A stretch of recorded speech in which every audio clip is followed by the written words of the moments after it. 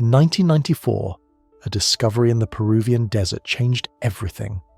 What looked like a pile of forgotten ruins turned out to be something far more mysterious. An ancient city, older than almost any other in the Americas. No signs of war, no pottery, just massive pyramids, bone flutes, and perfectly planned cities that predate even the Inca. It was called Caral. And it forced archaeologists to ask a shocking question. How could something this advanced exist so far back in time and then disappear without a trace? Before we begin today's journey, let us know where in the world you're watching from and what time it is for you right now. Post it in the comments below and settle in for a fascinating ride to the ancient civilization that suddenly vanished from history.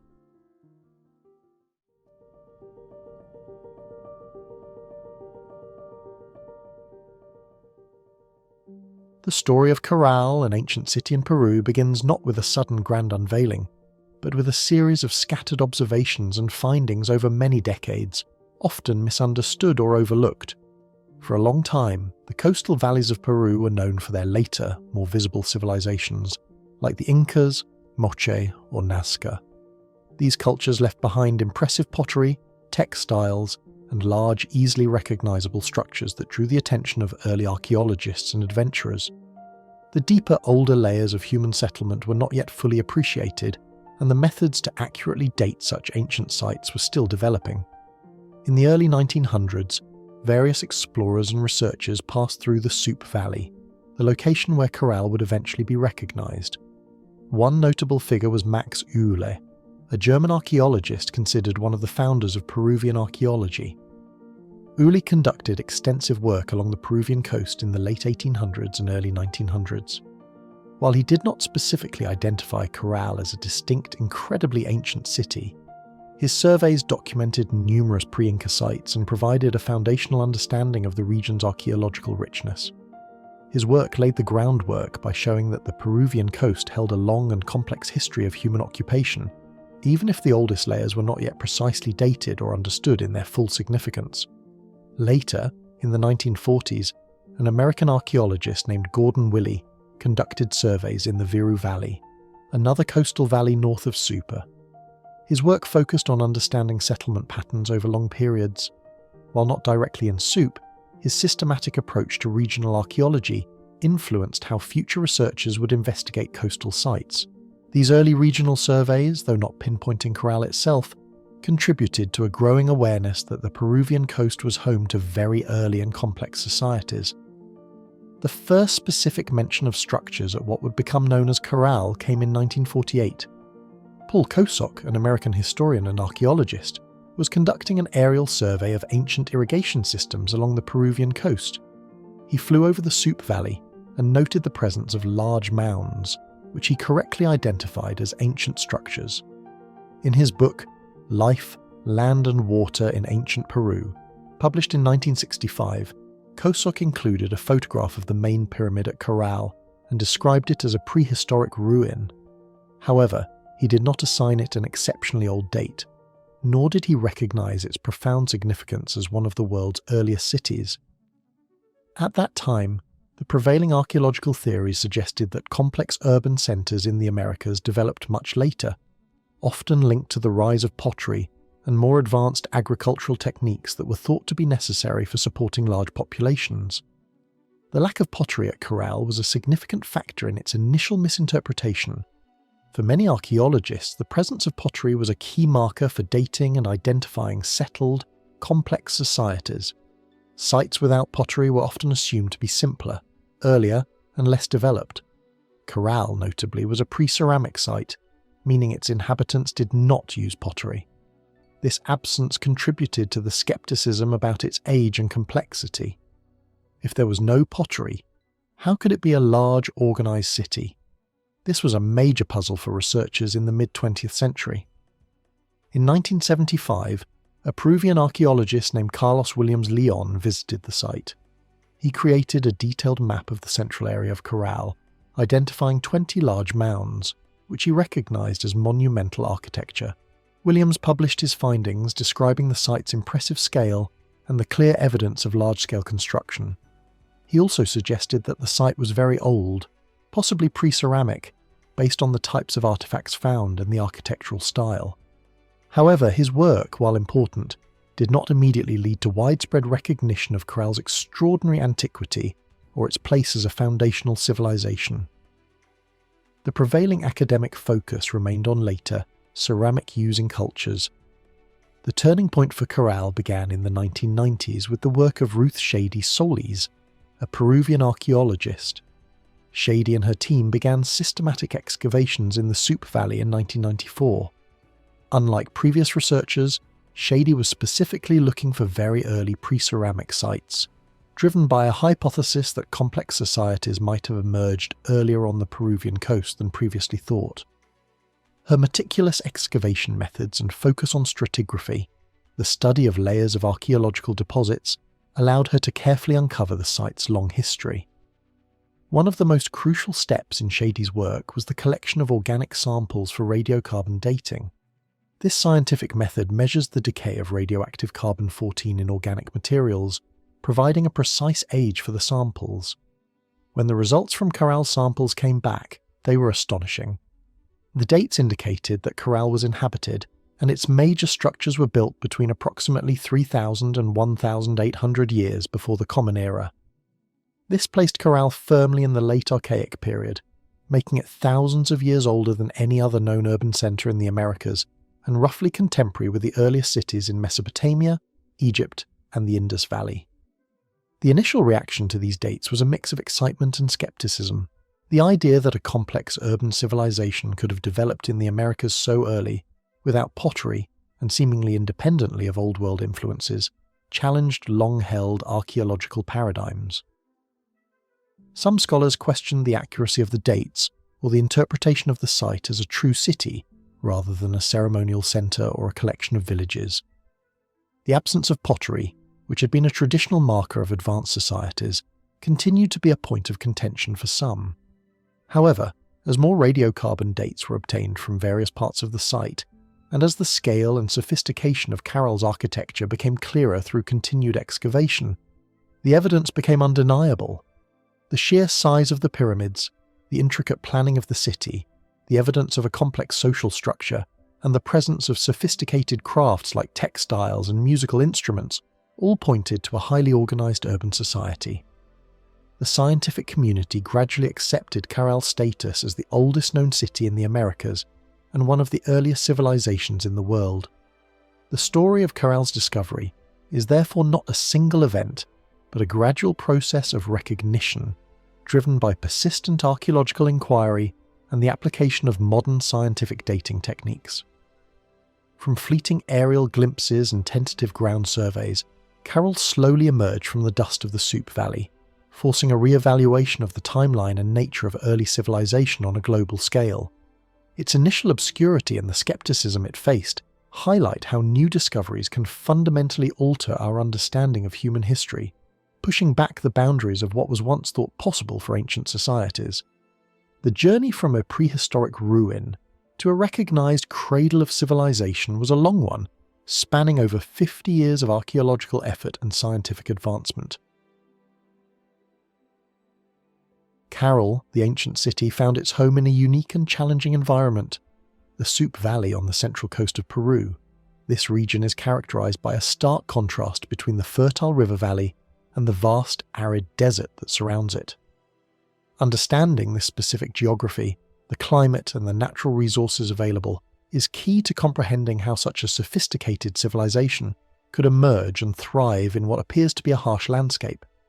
The Soup Valley is one of more than 50 rivers that flow from the Andes Mountains down to the Pacific Ocean, along the Peruvian coast.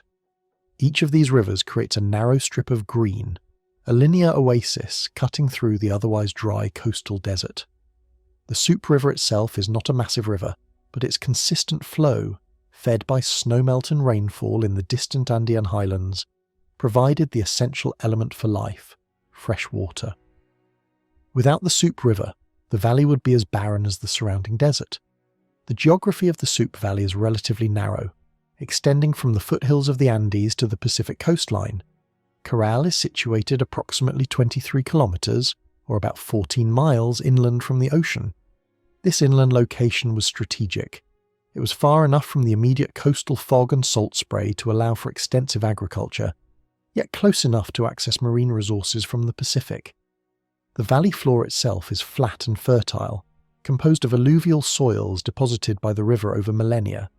These soils, when irrigated, are highly productive, capable of supporting a dense population. The climate of the Peruvian central coast is a hyper-arid desert. Rainfall is extremely rare and minimal, often occurring only once every few years, if at all, and usually as a light drizzle. This extreme aridity is due to a combination of factors: the cold Humboldt current flowing north along the coast, which stabilizes the air and prevents the formation of rain clouds, and the towering Andes Mountains to the east, which block moisture from the Amazon basin. Despite the lack of rain, the coastal areas experience frequent fogs, especially during the winter months from May to November. These fogs, known locally as garua, provide some moisture to specialized plants, but they are not sufficient to support large-scale agriculture without irrigation. Given this desert climate, the Super River was the absolute lifeline for the Caral civilization. The people of Caral developed sophisticated irrigation systems to divert water from the river and channel it to their fields. These systems, likely consisting of canals and ditches, allowed them to transform the dry valley floor into productive farmland.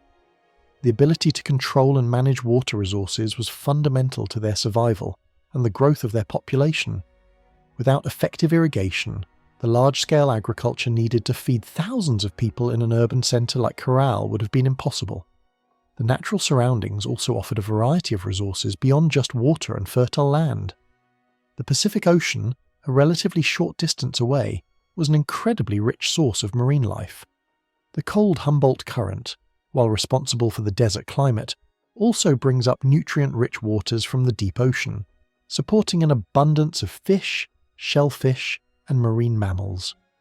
Archaeological evidence at Caral shows that marine resources, particularly anchovies and sardines, were a significant part of their diet. This proximity to both agricultural land and rich fishing grounds provided a diverse and stable food supply, a crucial factor for the development of a complex society.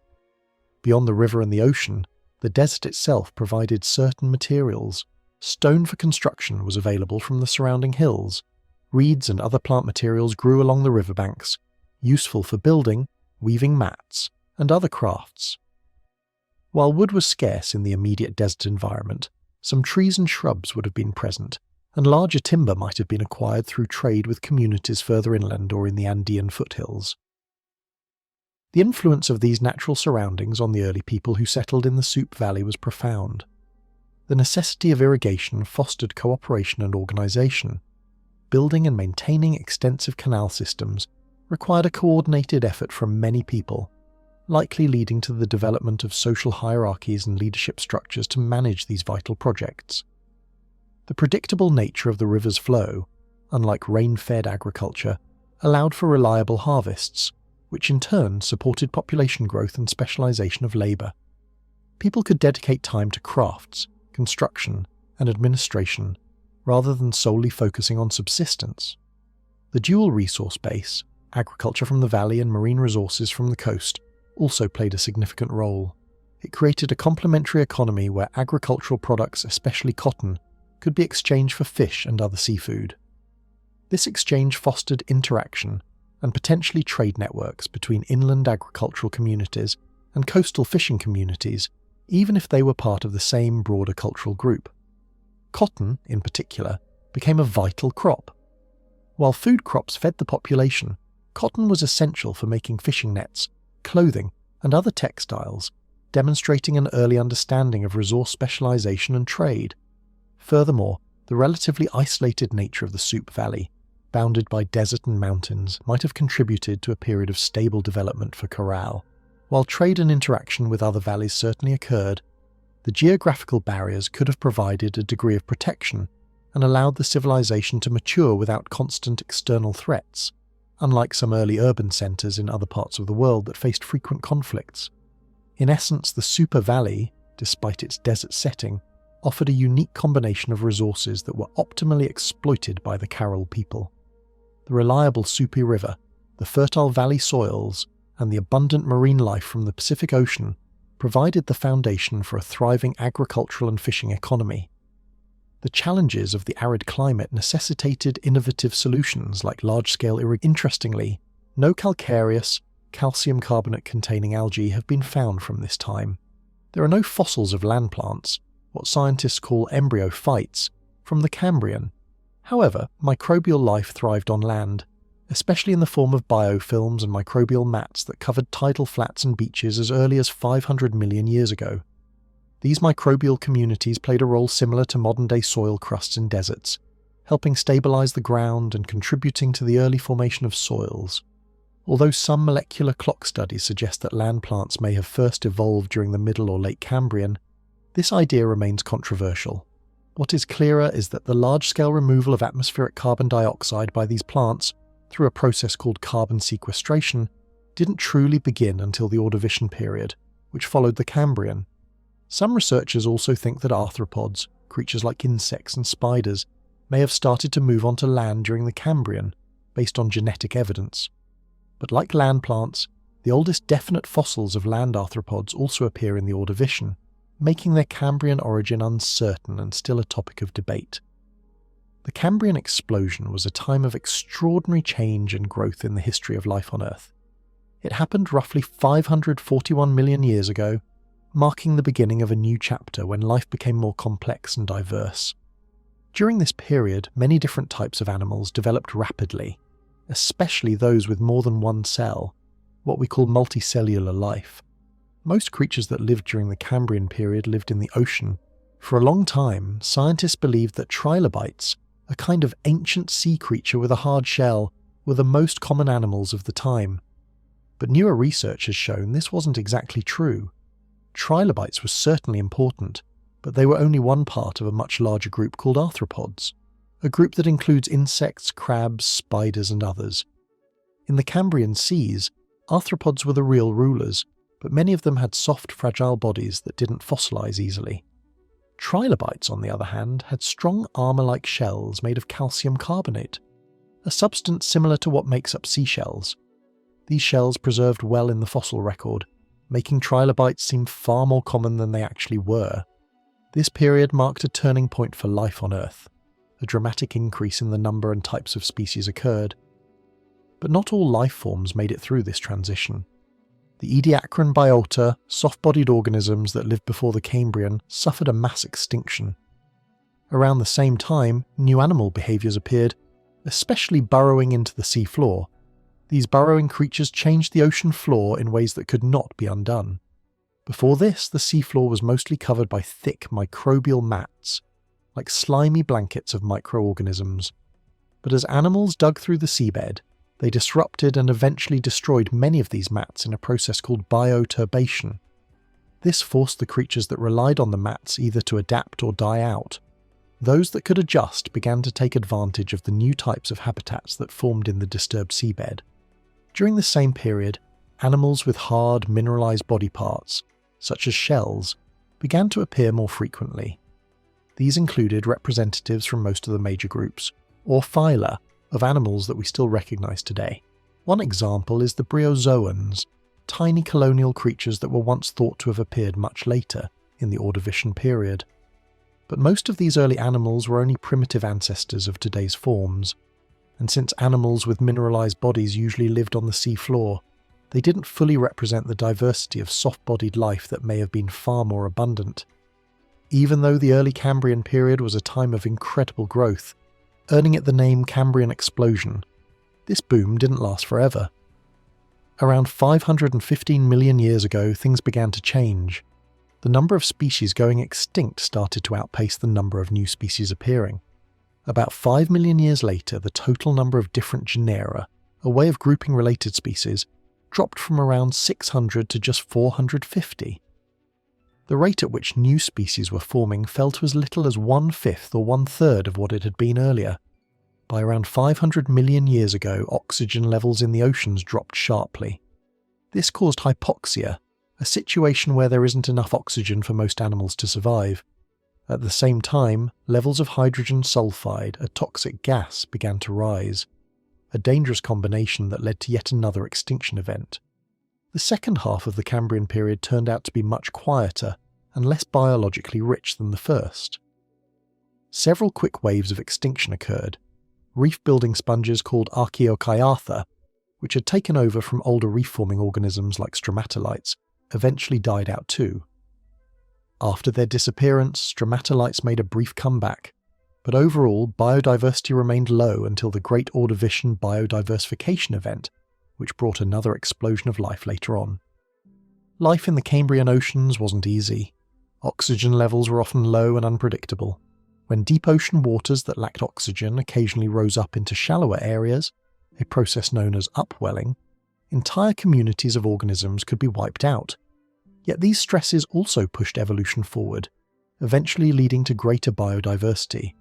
Interestingly, some Cambrian animals even started to explore the land. Fossils of their movement, known as trace fossils, have been found. Two of these are called protichnites and climatic snites. Scientists believe that at least some of the protichnites were made by an extinct type of arthropod called a euthocarcinoid. As for climatic knights, no fossils of the creature that made them have been discovered yet, but the tracks and resting marks they left behind suggest a large, soft-bodied creature, possibly something like a giant slug or an early mollusk. Compared to later periods in Earth's history, the variety of animals during the Cambrian was still quite limited. Creatures that floated freely in the water were rare. Most animals lived on or just above the seafloor. Animals with mineralized shells or skeletons were also less common than they would become in later periods. One reason for this was the chemistry of the ocean, which wasn't ideal for forming and preserving hard parts. Despite these limitations, the Cambrian period gave us some of the most remarkable fossil discoveries ever found. Many fossils from this time preserved not just bones or shells, but also soft tissues like skin, gills, and digestive systems, things that rarely survive in the fossil record. These special fossil sites, known as Lagerstätten, give us an extraordinary window into ancient life. Some of the most famous examples include Sirius Passet in Greenland, the Sinsk algal lens in Russia, the Maotianshan shales in China, the Emu Bay shale in Australia, and the Burgess shale in Canada. The Ordovician period was a fascinating chapter in Earth's ancient story. It was the second period of the Paleozoic era, and also the second of 12 major periods that make up the Phanerozoic Eon, the long stretch of time that includes most of Earth's complex life. The Ordovician lasted for around 41.6 million years, beginning about 486 million years ago, right after the Cambrian period ended, and coming to a close around 443 million years ago, when the Silurian period began. The name Ordovician comes from the Ordovices, a Celtic tribe that once lived in what is now Wales. The period was officially named in the year 1879 by a British geologist named Charles Lapworth. At the time, there was a disagreement between two other geologists, Adam Sedgwick and Roderick Murchison, over which period certain rocks in northern Wales belonged to. Sedgwick said they were from the Cambrian, while Murchison claimed they were from the Silurian. But Lapworth noticed something important. The fossils in those rocks were different from both the Cambrian and the Silurian, so he proposed a brand new period, the Ordovician, to settle the debate. It wasn't until the year 1960, about 40 years after Lapworth had died, that the International Geological Congress officially accepted the Ordovician as a recognised geologic period. During the Ordovician, life in the oceans didn't just survive, it flourished. The great explosion of life that began during the Cambrian kept going strong. The oceans were teeming with invertebrates, especially mollusks and arthropods. Arthropods were particularly important during this time, and some of them may have even begun to move onto land, though they wouldn't become fully established there until the Devonian period, which came later. This period also saw the very first land plants, small and simple, but a sign of great things to come. One of the most exciting developments was the Great Ordovician biodiversification event, a time when the variety of life forms dramatically increased. It was also during the Ordovician that fish, the world's first true vertebrates, began to evolve, and there's evidence that fish with jaws may have first appeared toward the end of this period. Something very unusual also happened in the sky. During the Ordovician, Earth was bombarded by about 100 times more meteorites per year than we experience today. This strange phenomenon is called the Ordovician meteor event, and some scientists believe it might have been caused by a ring system that briefly formed around the Earth. The climate of the early Ordovician was extremely hot. Earth was in a greenhouse state, with sea surface temperatures as high as those during the early Eocene climatic optimum, a much later warm period. At the beginning of the Ordovician, the atmosphere had very high levels of carbon dioxide, but then things began to change. By the later part of the early Ordovician, the planet started to cool down, entering a more temperate phase during the middle Ordovician. Eventually, the Earth entered a long icy phase known as the early Paleozoic Ice Age. This cold period may have started as early as the Florian Age, or perhaps a little later during the Darwinian or Sanbian stages. During the Dipingian and Sanbian, there were also periods of heavy rainfall, as seen in metal traces from ancient rocks in the region now known as Baltoscandia. Then, during the early Catian, temperatures rose again briefly in an event called the Boda event, which led to the formation of reef-like structures and the rapid spread of marine life across what is now Europe. Another rainy phase also happened during the early Catian. Afterward, Earth cooled again, and this eventually led to a major glacial period called the Hernantian glaciation, which happened at the very end of the Ordovician. During this time, sea levels were higher than at any other time in the Paleozoic era. The continents were mostly low-lying and flat, so vast areas were flooded by shallow seas. These shallow waters encouraged the growth of many kinds of marine creatures, especially those that built hard shells or skeletons out of calcium carbonate. In the early Ordovician, sea levels kept rising, staying high through the middle of the period. Although there were some local drops in sea level, the overall trend remained upward into the early late Ordovician.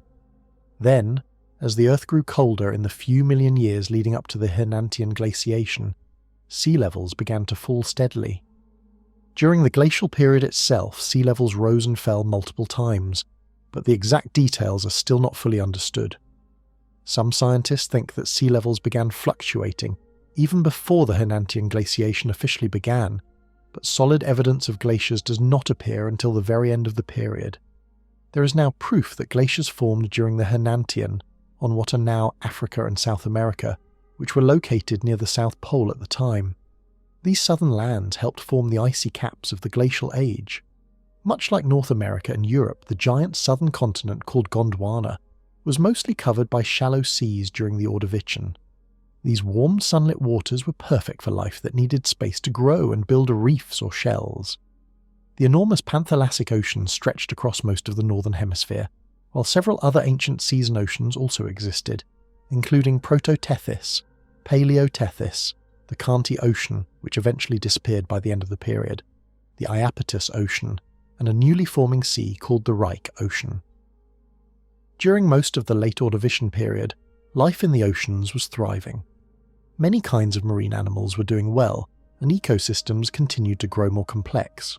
But as the period drew to a close, something dramatic happened. A series of major extinction events struck, wiping out many creatures that had once filled the seas. Tiny tooth-like animals called conodonts and floating organisms like graptolites were hit hard. Two entire groups of trilobites, Agnostida and Tychoparida, disappeared completely, while another group called the Asaphida shrank to only a small number.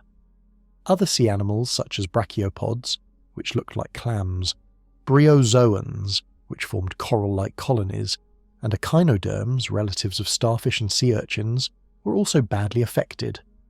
A type of squid-like creature known as the endocarid cephalopod was almost completely wiped out, surviving only as rare forms in the next period, the Silurian.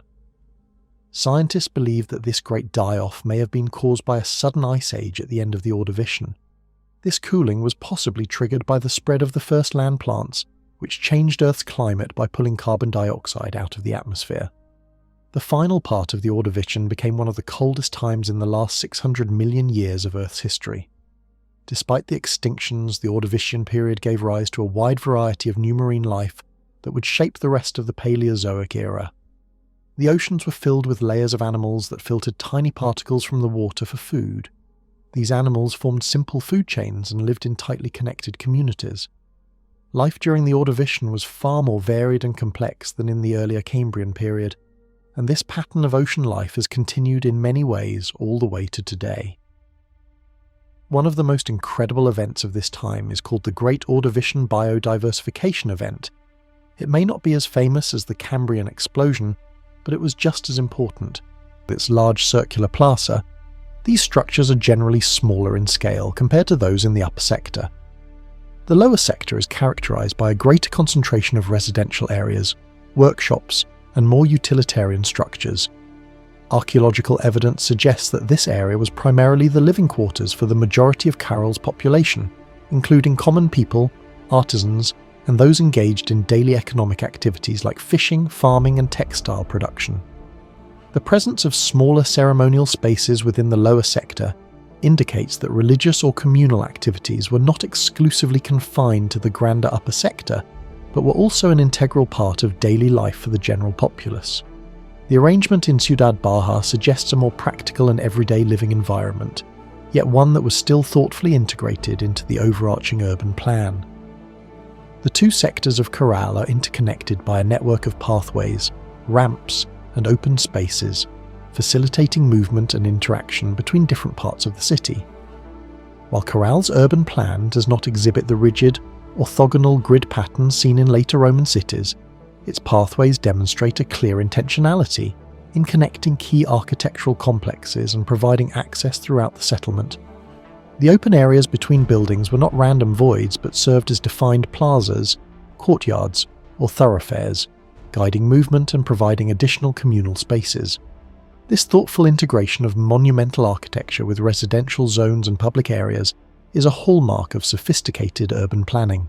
Furthermore, the city's design skillfully incorporated the natural topography of the Soup Valley. Structures were often built on terraced platforms, adapting to the rising terrain, which would have also provided a degree of natural protection from the seasonal flooding of the nearby Soup River. This adaptation to the natural landscape, rather than imposing an artificial grid, speaks to a deep understanding of their environment. One of the most remarkable and frequently discussed aspects of Caral's city layout is the conspicuous absence of defensive structures.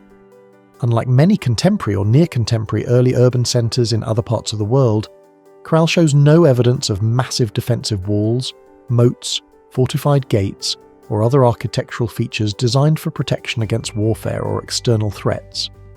This striking lack of fortifications suggests several possibilities. It could indicate that Caral existed in a largely peaceful regional environment, where intergroup conflict was minimal or managed through non-violent means. Alternatively, Caral's influence and power might have been so extensive, perhaps through trade networks or ideological dominance, that it simply did not require physical defences. This non-defensive layout contrasts sharply with many early cities in Mesopotamia or the Indus Valley, which often prioritise protection in their planning. The open and accessible nature of Caral's urban design reinforces the idea of a society focused on internal cohesion, elaborate religious practice, and perhaps extensive trade and cultural exchange, rather than military conquest or territorial defence. The overall impression conveyed by Caral's city layout is one of deliberate design, long-term vision, and a profound understanding of how built space can shape social interaction and ritual experience. The strategic placement of monumental buildings creates powerful visual axes and focal points, drawing attention to the ceremonial centres. The symbiotic relationship between the towering pyramids and the inviting circular plazas suggests a carefully choreographed experience for participants in public ceremonies, where the architecture itself played a role in the ritual. The clear division into upper and lower sectors, each with distinct but complementary functions, points to a well-organised society with a defined social and administrative structure. This level of urban planning, executed thousands of years ago without the benefit of advanced surveying tools, written records, or widespread literacy, is a powerful testament to the sophisticated organisational capabilities, communal efforts, and shared cultural values of the Caral civilization. It stands as a unique and compelling example of early urbanism, demonstrating how human societies began to consciously shape their environment into complex, functional, and symbolically rich cities. Understanding the nature of governance in Caral is a complex endeavour, as the civilization existed thousands of years before the advent of written records in the Andes. unlike ancient Egypt or Mesopotamia, where hieroglyphs or cuneiform tablets provide direct accounts of rulers, laws, and administrative structures. Archaeologists studying Caral must rely entirely on indirect evidence derived from the material remains of the city.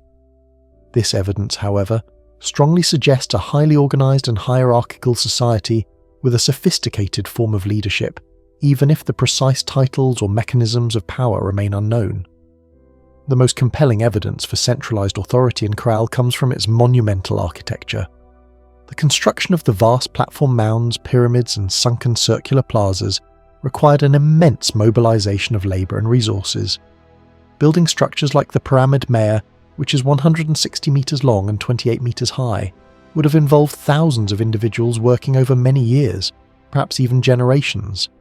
Such large-scale public works cannot be accomplished without a powerful coordinating force. This force would have been responsible for planning the structures, organizing the quarrying and transportation of stones, overseeing the production of shikra bags, directing the placement of fill, and ensuring the sustained effort of a large workforce.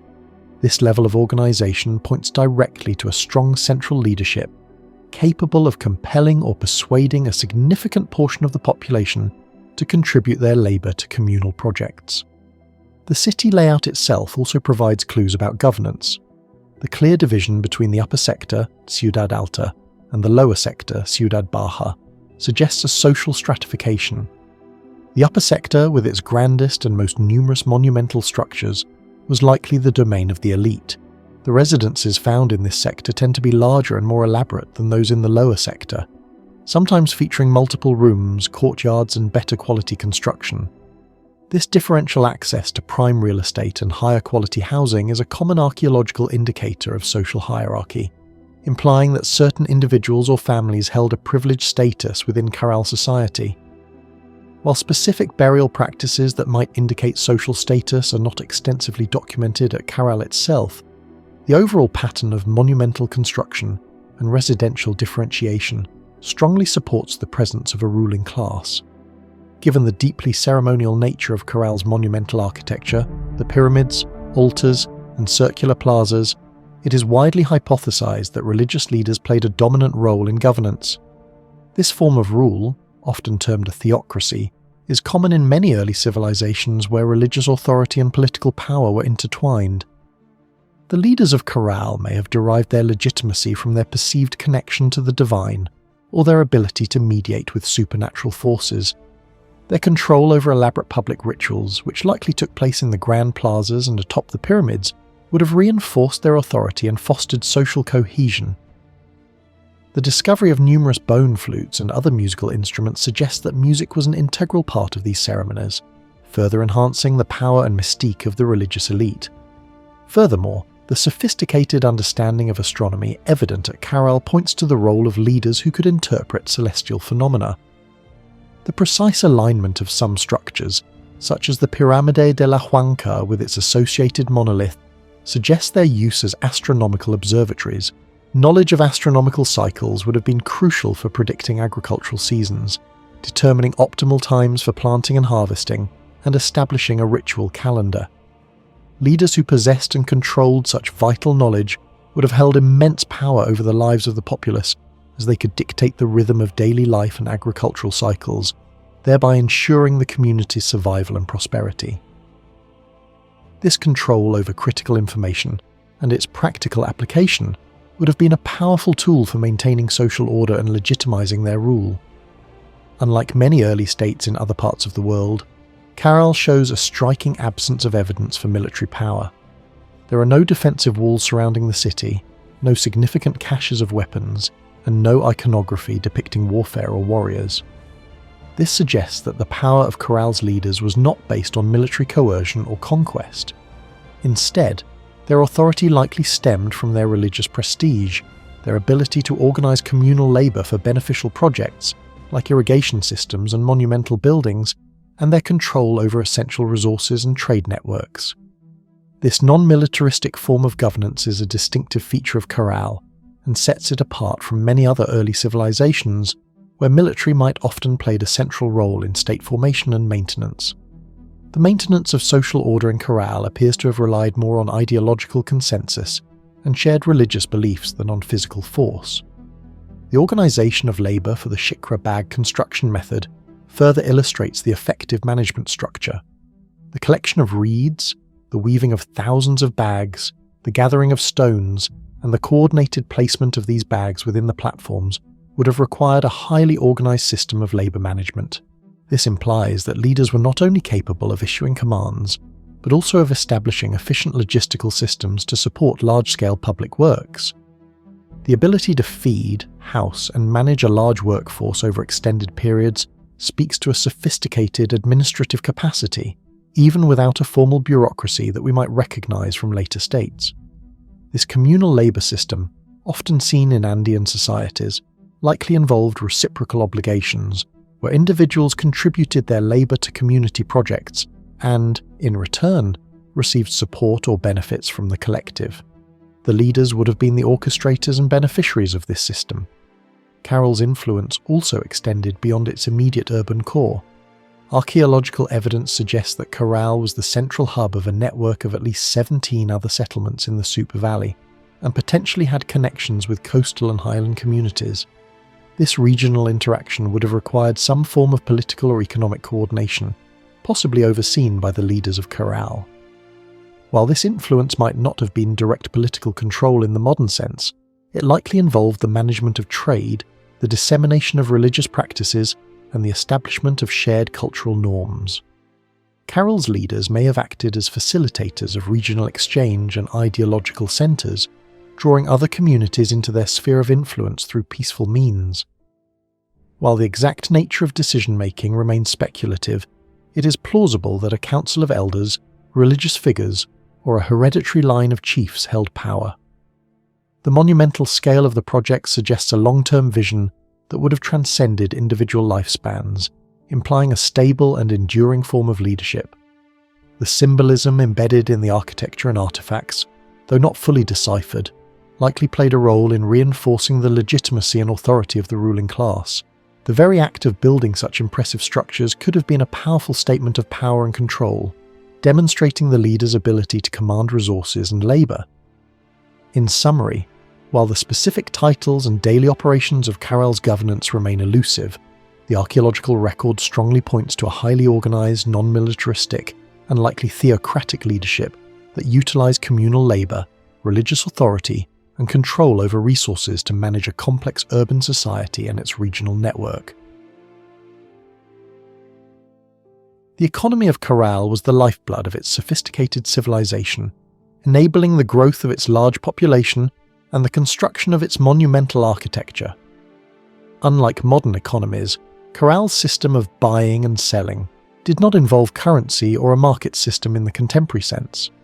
Instead, it was based on a complex network of reciprocal exchange, specialized production, and the strategic management of resources. The most crucial aspect of Caral's economy was its symbiotic relationship with coastal communities, driven by the exchange of agricultural products for marine resources. The cornerstone of Caral's economy was the exchange of cotton from the inland Supe Valley for dried fish and shellfish from the Pacific coast. Caral, situated approximately 23 kilometers inland from the Pacific Ocean, was an agricultural powerhouse, particularly skilled in cultivating cotton. Cotton was an incredibly valuable commodity. It was essential for weaving textiles, which served as clothing, blankets, and perhaps even as a form of wealth or status symbol.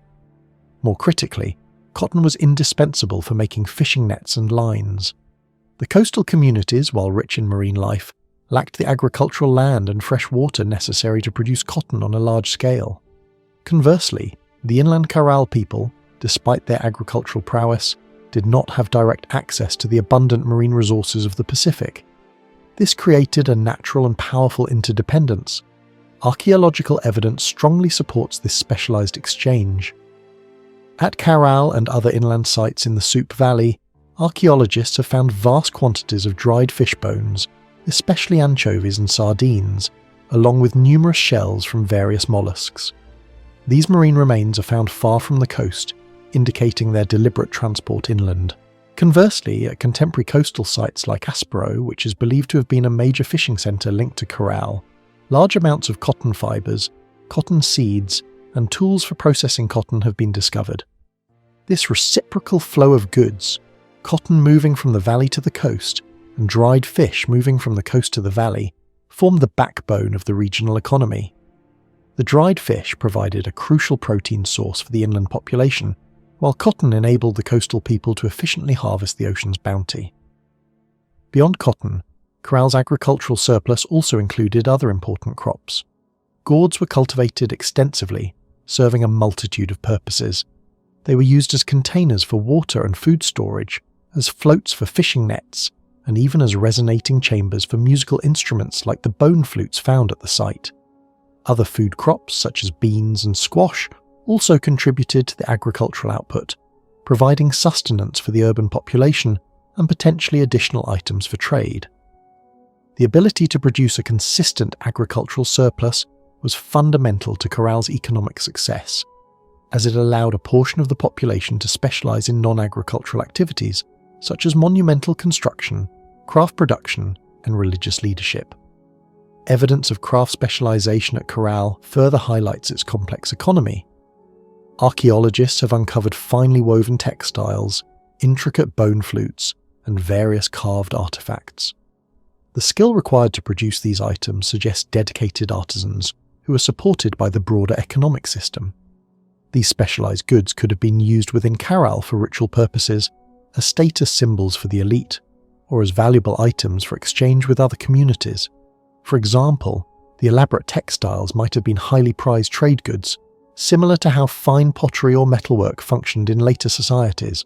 Caral's economic reach extended beyond the immediate Soup Valley. Archaeological finds indicate that Caral was part of a wider long-distance trade network. Exotic materials, not native to the Soup Valley, have been discovered at the site. These include spondylus shells, a type of spiny oyster highly prized in ancient Andean cultures for its ritual significance and vibrant colour. Spondylus shells are native to the warm waters off the coast of Ecuador, indicating trade connections extending hundreds of kilometres to the north. Obsidian, a volcanic glass used for sharp tools, has also been found. Its geological sources are typically in the highlands, suggesting trade routes into the Andean mountains. While less direct evidence exists, it is also plausible that feathers from tropical birds, colourful stones and other prestige goods were exchanged through these networks. Such long-distance trade would have been managed by the ruling elite, who would have controlled the acquisition and distribution of these valuable exotic items, thereby enhancing their power and prestige. The mechanisms of exchange in Caral's non-monetary economy would have primarily involved direct barter or reciprocal gift-giving. It is likely that the exchange was managed and overseen by the leadership, possibly the same religious and administrative elite who controlled the monumental construction. They would have organised the collection of agricultural surpluses, facilitated the trade with coastal and highland communities, and managed the redistribution of incoming goods.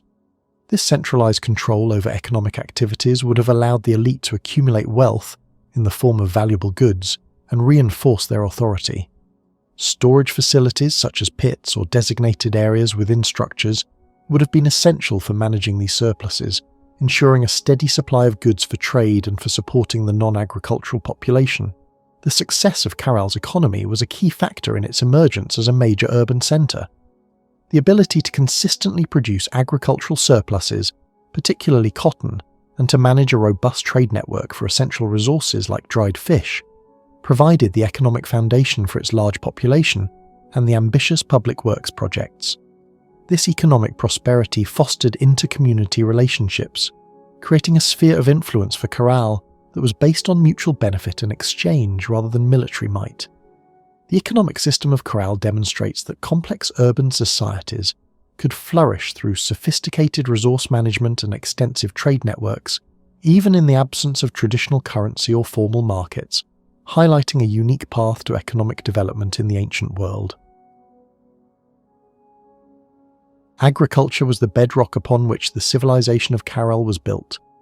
The ability to produce a consistent and substantial food surplus was absolutely essential for supporting a large sedentary population, allowing for craft specialization and enabling the construction of the monumental architecture that defines the site. Without productive farming, a complex urban centre like Caral could not have existed. The people of Caral were skilled farmers, adapting their practices to the specific environment of the Supe Valley. The Supe Valley, though located in a desert coastal region of Peru, offered fertile alluvial soils along the banks of the Supe River. The river, fed by runoff from the Andes Mountains, provided the crucial water source necessary for irrigation. While the immediate coastal desert is arid, the river valley itself forms a green ribbon, creating an oasis suitable for intensive agriculture. This combination of fertile land and a reliable water source was fundamental to Caral's agricultural success. The farmers of Caral understood the importance of water management in this dry environment, leading them to develop sophisticated irrigation systems. The primary crops cultivated by the Caral people were diverse and strategically chosen for both sustenance and trade. One of the most important crops was cotton, Gossypium barbadense. Cotton was not primarily a food source but was economically vital. Its fibres were used to weave textiles for clothing, blankets, and other domestic purposes. Crucially, cotton was indispensable for manufacturing fishing nets and lines. This made it the primary commodity for exchange with the coastal fishing communities, who provided dried fish and shellfish in return. The large-scale cultivation of cotton at Caral indicates a significant investment in a cash crop that fueled their reciprocal exchange economy. Beyond cotton, gourds, Lagenaria siceraria, were another widely cultivated crop with multiple uses. Gourds were not eaten but were grown specifically for their hard shells, which when dried served as versatile containers for storing water, food, and other goods. They were also used as floats for fishing nets, demonstrating another link in the cotton-fish exchange system. Furthermore, some gourds may have been crafted into musical instruments, such as the resonating chambers for the bone flutes found at Caral. For direct sustenance, the Caral farmers cultivated a variety of food crops. Archaeological evidence points to the presence of beans, such as common beans and lima beans, squash, and possibly sweet potatoes and chili peppers. These crops provided essential carbohydrates, protein, and vitamins for the urban population. It is noteworthy that maize, corn, which became a staple crop for many later Andean civilizations, appears to have been present at Caral only in very limited quantities, if at all, and was certainly not a primary food source. This distinguishes Caral's agricultural base from later Andean societies that heavily relied on maize. The diet of the Caral people was therefore a combination of these cultivated plants and the marine protein obtained through trade. The success of Caral's agriculture in an arid environment was dependent on sophisticated irrigation systems. While the exact extent and complexity of these systems are still being studied, archaeological evidence suggests the construction of canals and ditches that diverted water from the Supe River to their fields. These irrigation channels would have required careful planning, construction, and ongoing maintenance.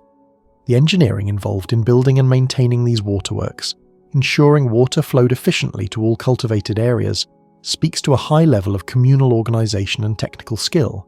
Such large-scale infrastructure projects would have necessitated coordinated labour, similar to the efforts required for monumental construction, implying a centralised authority capable of organising and directing the community's efforts for agricultural benefit. Farming techniques would have been relatively simple by modern standards, relying on human labour and basic tools. Farmers likely used digging sticks for preparing the soil and planting seeds, and stone hoes or other simple implements for weeding and harvesting. The fertile alluvial soils of the valley, regularly replenished by river floods, which also posed a risk, would have been productive. The agricultural calendar would have been crucial, dictating planting and harvesting times. It is plausible that the astronomical observations made from the city's pyramids and standing stones were directly linked to determining these critical agricultural periods, allowing leaders to provide guidance on when to plant and when to harvest, thereby reinforcing their authority and ensuring successful yields. The agricultural surplus generated by these farming efforts was fundamental to Caral's societal structure. It allowed a significant portion of the population to engage in activities other than direct food production. This meant that specialists, such as the architects and labourers who built the pyramids, the artisans who wove textiles and crafted flutes, and the religious leaders who conducted ceremonies, could be supported by the food produced by the farmers. This specialization of labor is a hallmark of complex societies and was directly enabled by the productivity of Caral's agricultural system. The surplus also provided the essential goods for trade, particularly cotton, which was exchanged for the marine resources that supplemented their diet.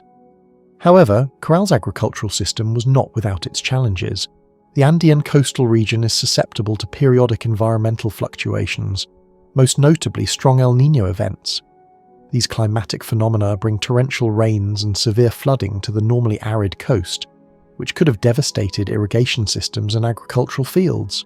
Conversely, prolonged periods of drought could have reduced river flow, making irrigation difficult and leading to crop failures.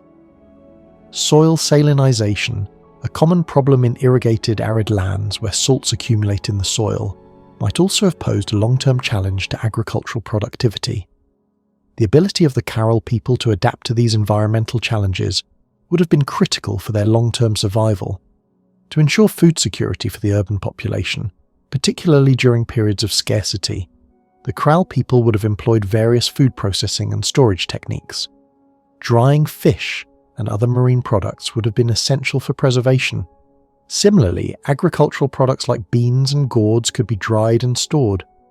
While specific storage facilities like large granaries are not extensively documented, it is likely that food was stored in individual households or communal storage pits to buffer against lean times and support the non-farming population. Despite the challenges, the sophisticated agricultural practices and water management systems of Caral allowed a thriving urban centre to emerge and persist for centuries in a challenging environment, demonstrating the ingenuity of its ancient farmers. The spiritual life and religious beliefs of the Caral civilization are perhaps the most challenging aspects to reconstruct, given the absence of written records or explicit iconography that directly depicts their deities or theological concepts.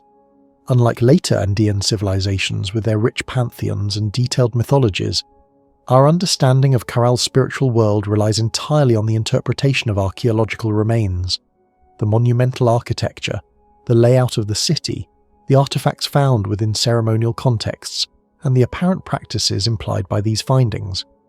Despite this limitation, the sheer scale and deliberate design of Caral's public spaces strongly indicate that religion was not merely a part of life, but its central organizing principle, deeply intertwined with governance, economy, and social cohesion. The most compelling evidence for Caral's religious practices comes from its monumental architecture. The towering platform mounds, often referred to as pyramids, and their associated sunken circular plazas were clearly designed as sacred spaces for public ceremonies. These structures were not simply dwellings or administrative offices.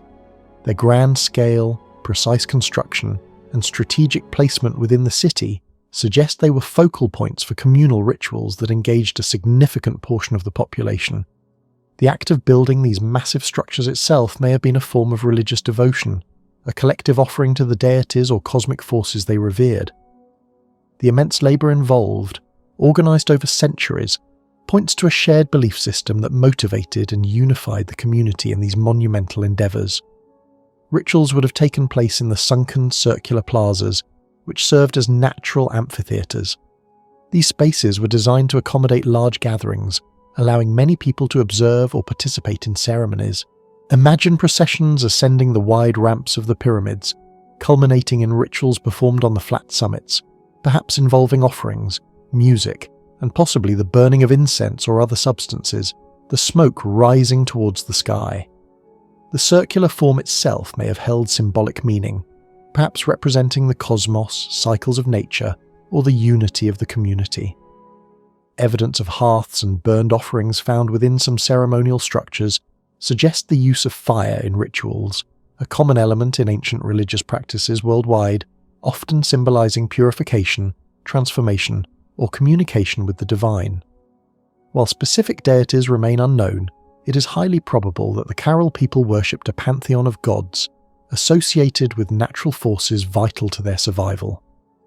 Given their reliance on agriculture and marine resources, Deities related to water, fertility, the sun, and the ocean would have been central to their belief system.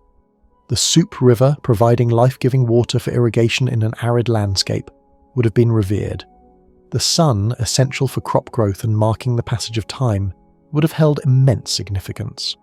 The Pacific Ocean, providing abundant fish that formed a crucial part of their diet, would also have been seen as a powerful life-sustaining entity. Rituals would have aimed to appease these forces, ensure bountiful harvests, successful fishing expeditions, and protection from natural disasters like floods or droughts. The precise astronomical alignments observed in some of Caral's structures further underscore the deep connection between religion and the cosmos.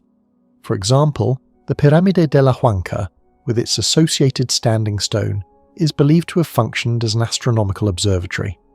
Such alignments would have allowed priests or leaders to accurately track the movements of celestial bodies, predict solstices, equinoxes, and other astronomical events. This knowledge was not merely scientific, it was deeply spiritual and practical. It enabled the accurate timing of agricultural cycles, dictating when to plant and when to harvest, thereby ensuring the community's sustenance. Leaders who possessed and controlled this sacred knowledge would have been seen as having a direct connection to the divine order, reinforcing their authority and legitimacy. Their ability to interpret the heavens would have elevated their status, making them indispensable intermediaries between the human and spiritual realms. The absence of overt militaristic iconography or defensive structures at Caral suggests that their spiritual beliefs may have emphasized peace and communal harmony rather than conquest or warfare. This contrasts with many other early civilizations where warrior deities or military prowess were central to religious expression. The Caral religion appears to have fostered social cohesion and cooperation, channeling collective energy into monumental construction and sustainable resource management rather than conflict. This emphasis on peaceful coexistence, if correctly interpreted, would be a remarkable characteristic for such an early complex society. Offerings found at Caral provide further glimpses into their spiritual practices. While human sacrifice, common in later Andean cultures, is not definitively documented at Caral, various animal bones, particularly those of birds, have been found in ritual contexts. These could have been offerings to deities or part of ceremonial feasts. Small human figurines, made of unbaked clay, have also been discovered.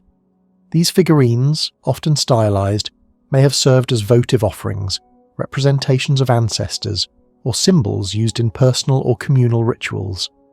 The careful burial of certain objects, such as the bone flutes, within ceremonial structures also suggests their sacred significance and their role in specific rituals. The spiritual meaning of the buildings themselves extended beyond their function, as mere backdrops for rituals. The pyramids, rising from the valley floor, could have symbolized mountains, which were revered as sacred places in Andean cosmology, seen as sources of water and life-giving power. Their ascent to the summit could have represented a journey towards the heavens, or a closer connection to the divine. The very act of constructing these monumental edifices, using the ingenious shikra bag technique, might have been imbued with spiritual significance, a collective act of devotion that bound the community together. The central hearths found in some structures, where offerings were burned, suggest a focal point for communication with the spiritual world, perhaps a conduit for prayers or a place for receiving divine messages. In essence, while the specific names of their gods and the intricacies of their myths remain elusive, the archaeological evidence from Caral paints a picture of a civilization profoundly shaped by its spiritual beliefs. Religion was not a separate sphere but was integrated into every aspect of life, from the organization of a labor for monumental construction to the timing of agricultural cycles. The leaders were likely priest-rulers, deriving their authority from their perceived connection to the divine and their ability to interpret the cosmos. The public rituals performed in the grand plazas and atop the pyramids served to reinforce social cohesion, legitimize authority, and ensure the prosperity and survival of the community in a world where the forces of nature were both providers and potential destroyers. The spiritual meaning of Caral's buildings lay in their function as conduits between the human and divine, places where the community could collectively engage with the sacred. The material culture of Caral, encompassing the smaller artifacts and objects recovered during archaeological excavations, provides invaluable insights into the daily lives, artistic expressions, technological capabilities, and symbolic world of this ancient civilization. While the monumental architecture dominates the visual landscape of Caral, these smaller items offer a more intimate glimpse into the skills, aesthetics, and practical needs of its people thousands of years ago. The artifacts are typically made from readily available local materials, reflecting an ingenious adaptation to their environment. Textiles represent one of the most significant categories of artifacts found at Caral. Although actual fabric fragments are rare due to preservation challenges in the arid environment, the abundance of cotton seeds, cotton bowls, spindle whorls, tools used for spinning yarn, and weaving implements strongly indicates that textile production was a major industry. The cotton grown in the Soup Valley was not only a vital trade commodity, but also the raw material for clothing, blankets, bags, and perhaps even ceremonial hangings. The presence of spindle whorls of varying sizes suggests different types of thread were spun, from fine to coarse, implying a range of textile qualities. While direct evidence of intricate patterns is limited, the sophisticated level of organisation required for large-scale cotton cultivation and its trade suggests that weaving was a highly developed craft. Textiles in ancient Andean cultures often carried significant social and symbolic meaning, conveying status, identity, and religious beliefs, and it is highly probable this was also true for Caral. Carved objects, particularly those made from bone, are another important category of artifacts. Bird bones, likely from pelicans or other large birds, were skillfully carved into various tools and ornaments. Among the most notable are the bone flutes, which are discussed in detail in another section. Beyond musical instruments, bone was fashioned into needles, awls, pointed tools for piercing, and spatulas, indicating their use in textile production, basketry, or other crafts. Some bone fragments show evidence of having been polished or incised with simple geometric patterns, suggesting an aesthetic appreciation beyond mere utility. Small animal figures, carved from bone or stone, have also been found, possibly serving as amulets, ritual objects, or toys. The precision and detail in some of these carvings demonstrate a high level of craftsmanship and an understanding of the properties of the materials. Stone artifacts are numerous and reflect a range of functions. Tools for daily life include grinding stones, mortars and pestles for processing food, hammerstones for construction, and various flakes and blades used for cutting, scraping, and other tasks. While metal tools were absent, the Caral people effectively utilized stone technology. Polished stones, sometimes with unusual shapes or colors, have also been found, suggesting their use as ritual objects, offerings, or perhaps even early forms of weights or counting devices. The shikra bags, filled with rough stones, are technically construction materials but also represent a unique form of object that was central to their building technology. Figurines, typically made from unbaked clay, are another intriguing class of artifacts. These small, often stylized human figures are relatively simple in form, lacking intricate details. They often appear to be female, sometimes with exaggerated features. The function of these figurines is debated, but they are commonly interpreted as votive offerings, representations of deities or ancestors, or objects used in fertility rituals. Their presence in ceremonial contexts reinforces the idea that they held spiritual or symbolic significance, rather than being mere decorative items. The simplicity of their design might suggest a focus on symbolic representation, rather than realistic portrayal. Shells, particularly those from marine mollusks, were also important materials. Beyond their role as a food source, some shells were modified and used as ornaments, tools, or ritual objects. The presence of spondylus shells, originating from the warm waters off the coast of Ecuador, highlights Caral's participation in long-distance trade networks. These vibrant, spiny shells held immense ritual value in ancient Andean cultures, symbolizing fertility, water, and power, and their presence at Caral indicates that these beliefs and trade connections were established very early in the region's history. The shells were likely cut, polished, and sometimes perforated for suspension as beads or pendants, signifying status or religious affiliation, Wood artifacts are less common due to poor preservation, but evidence suggests wood was used for tools, structural elements, and possibly ceremonial objects. The presence of gourds, cultivated specifically for their hard shells, is also significant. These were not just containers, but were often decorated, carved, or used as resonating chambers for instruments, blurring the line between utilitarian object and art. The fact that they were cultivated for their shells, rather than their flesh, indicates a deliberate agricultural choice driven by their functional and possibly aesthetic value. The art of Caral, as expressed through these objects, is characterized by its simplicity and functionality. While not as visually elaborate as the art of later Andean cultures, it demonstrates a clear aesthetic sensibility. The emphasis appears to be on form, texture, and the inherent beauty of natural materials. The precision in carving bone, the skill in weaving implied by the tools, and the careful selection of shells for their colour and form all point to an appreciation for craftsmanship. The objects reveal a society deeply connected to its environment, utilising local resources with ingenuity and purpose. They tell us about daily tasks like food preparation and textile production, about the importance of music and ritual, and about the symbolic world that underpinned their complex social structure. These smaller artifacts, though less imposing than the pyramids, are equally vital in painting a comprehensive picture of life in ancient Caral. The discovery of musical instruments at Caral provides a rare and intimate glimpse into the sensory world of this ancient civilization, suggesting that sound, particularly music, played a significant role in their daily lives and, more importantly, in their elaborate ceremonial practices.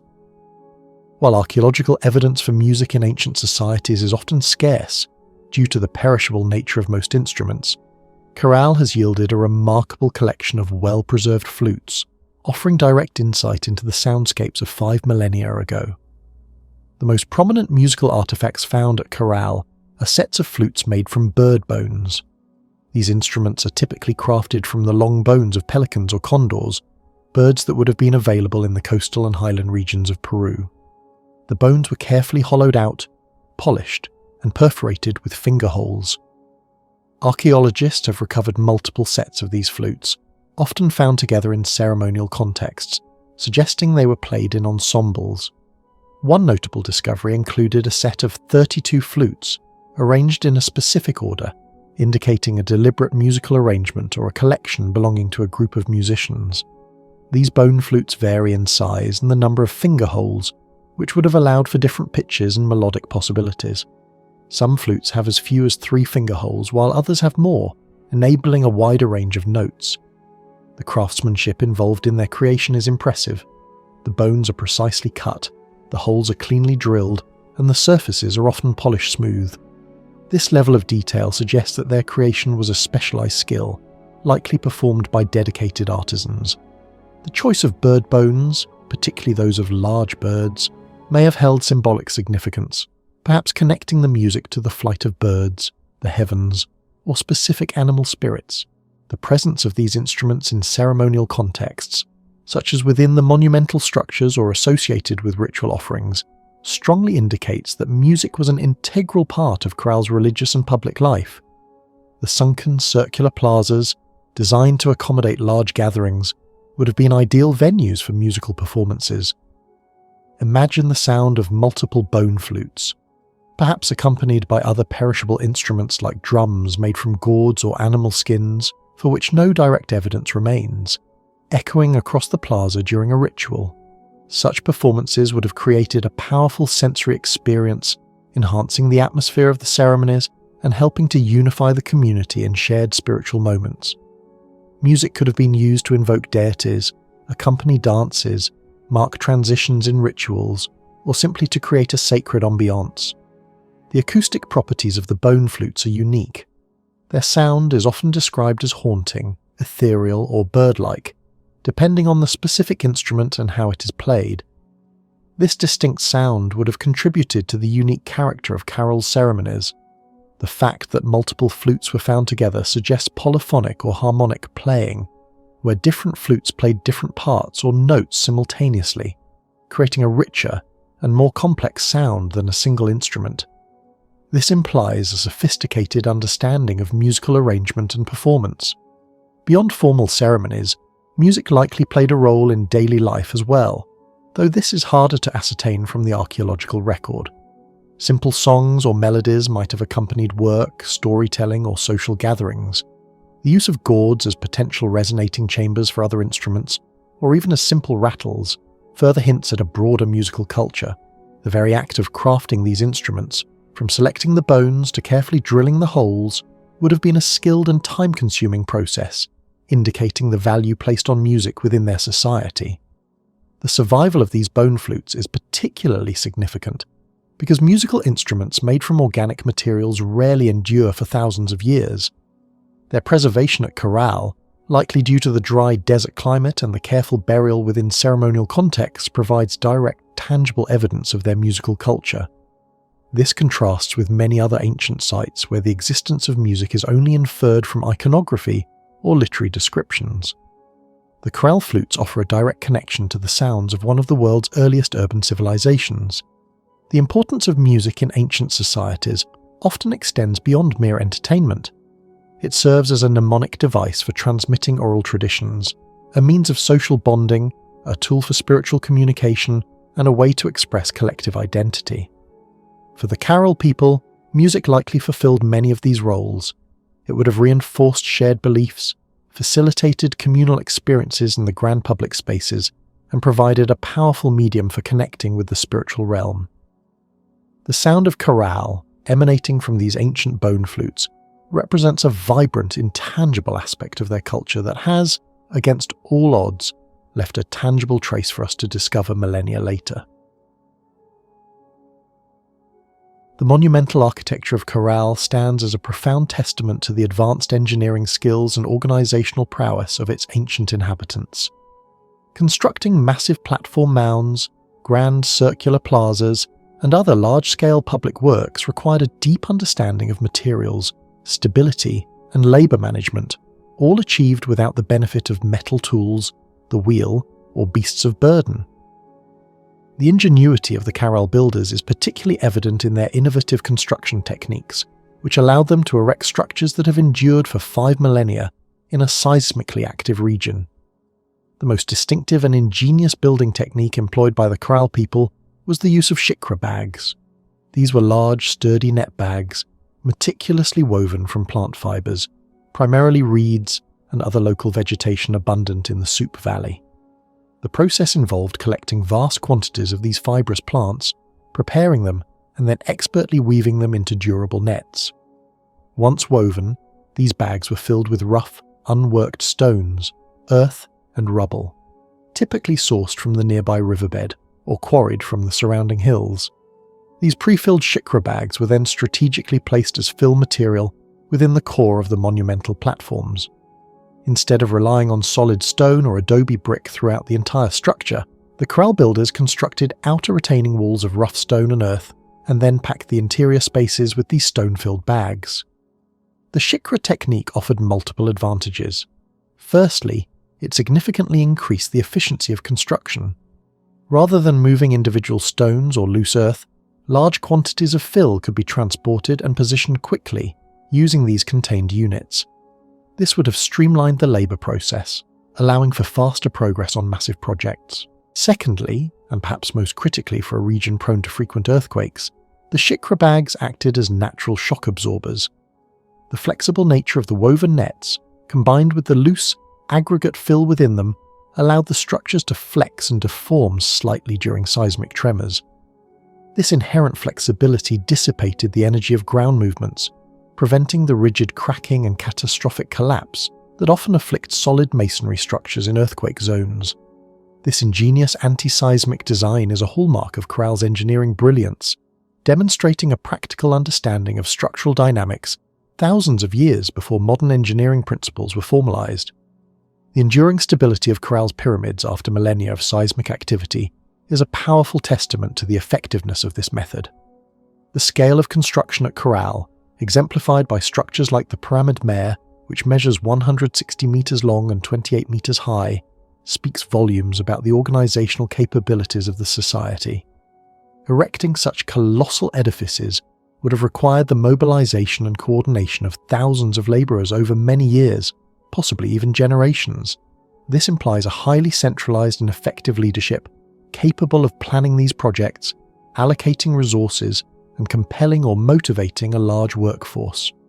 The logistical challenges alone, sourcing raw materials, transporting them to the construction site, and managing the labor force, were immense. The very act of building these structures likely served as a unifying force for the community, a collective endeavor that reinforced social cohesion and religious belief.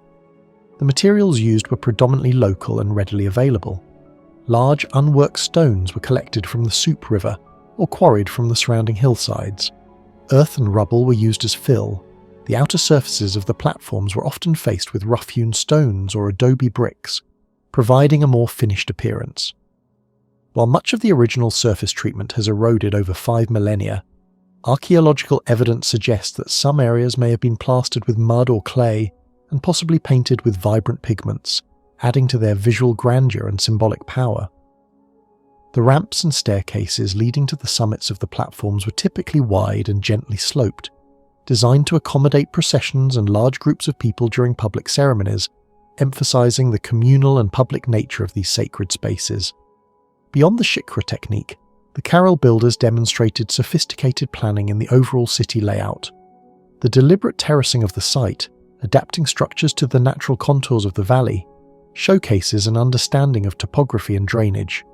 This terraced construction would have provided stability for the large platforms and also offered some protection from seasonal flooding by the Soup River.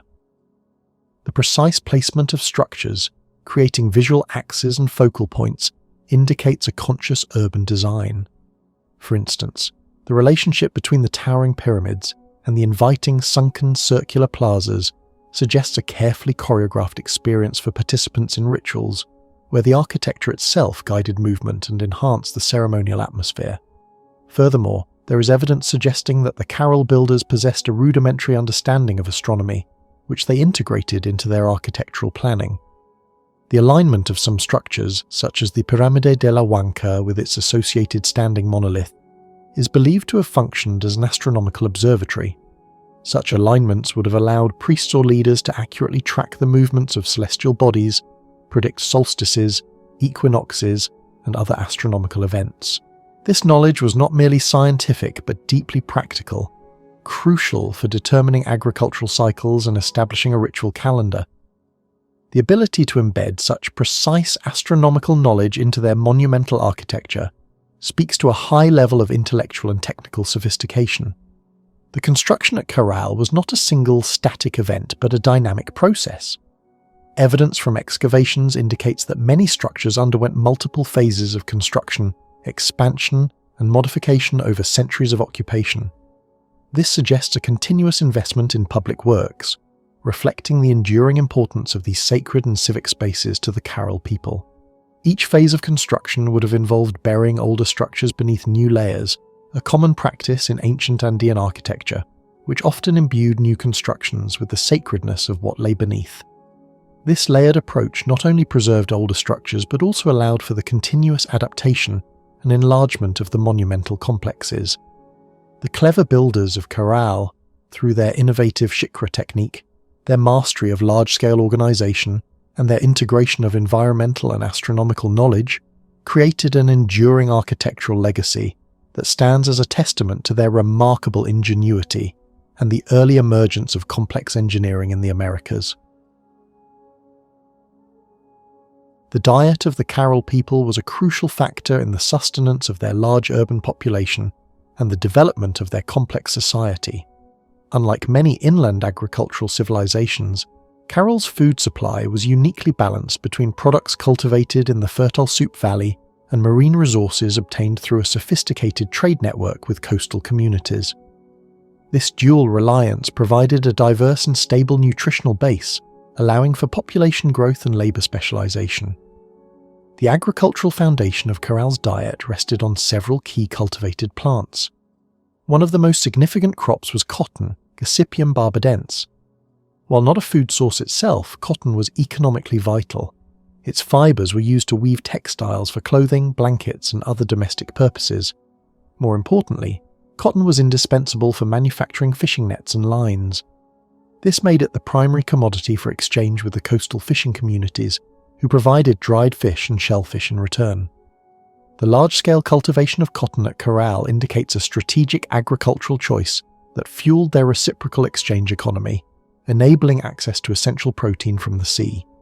Gourds, Lagenaria ciceraria, were another widely cultivated crop with multiple uses, though not primarily for their flesh. The hard shells of dried gourds served as versatile containers for storing water, food, and other goods.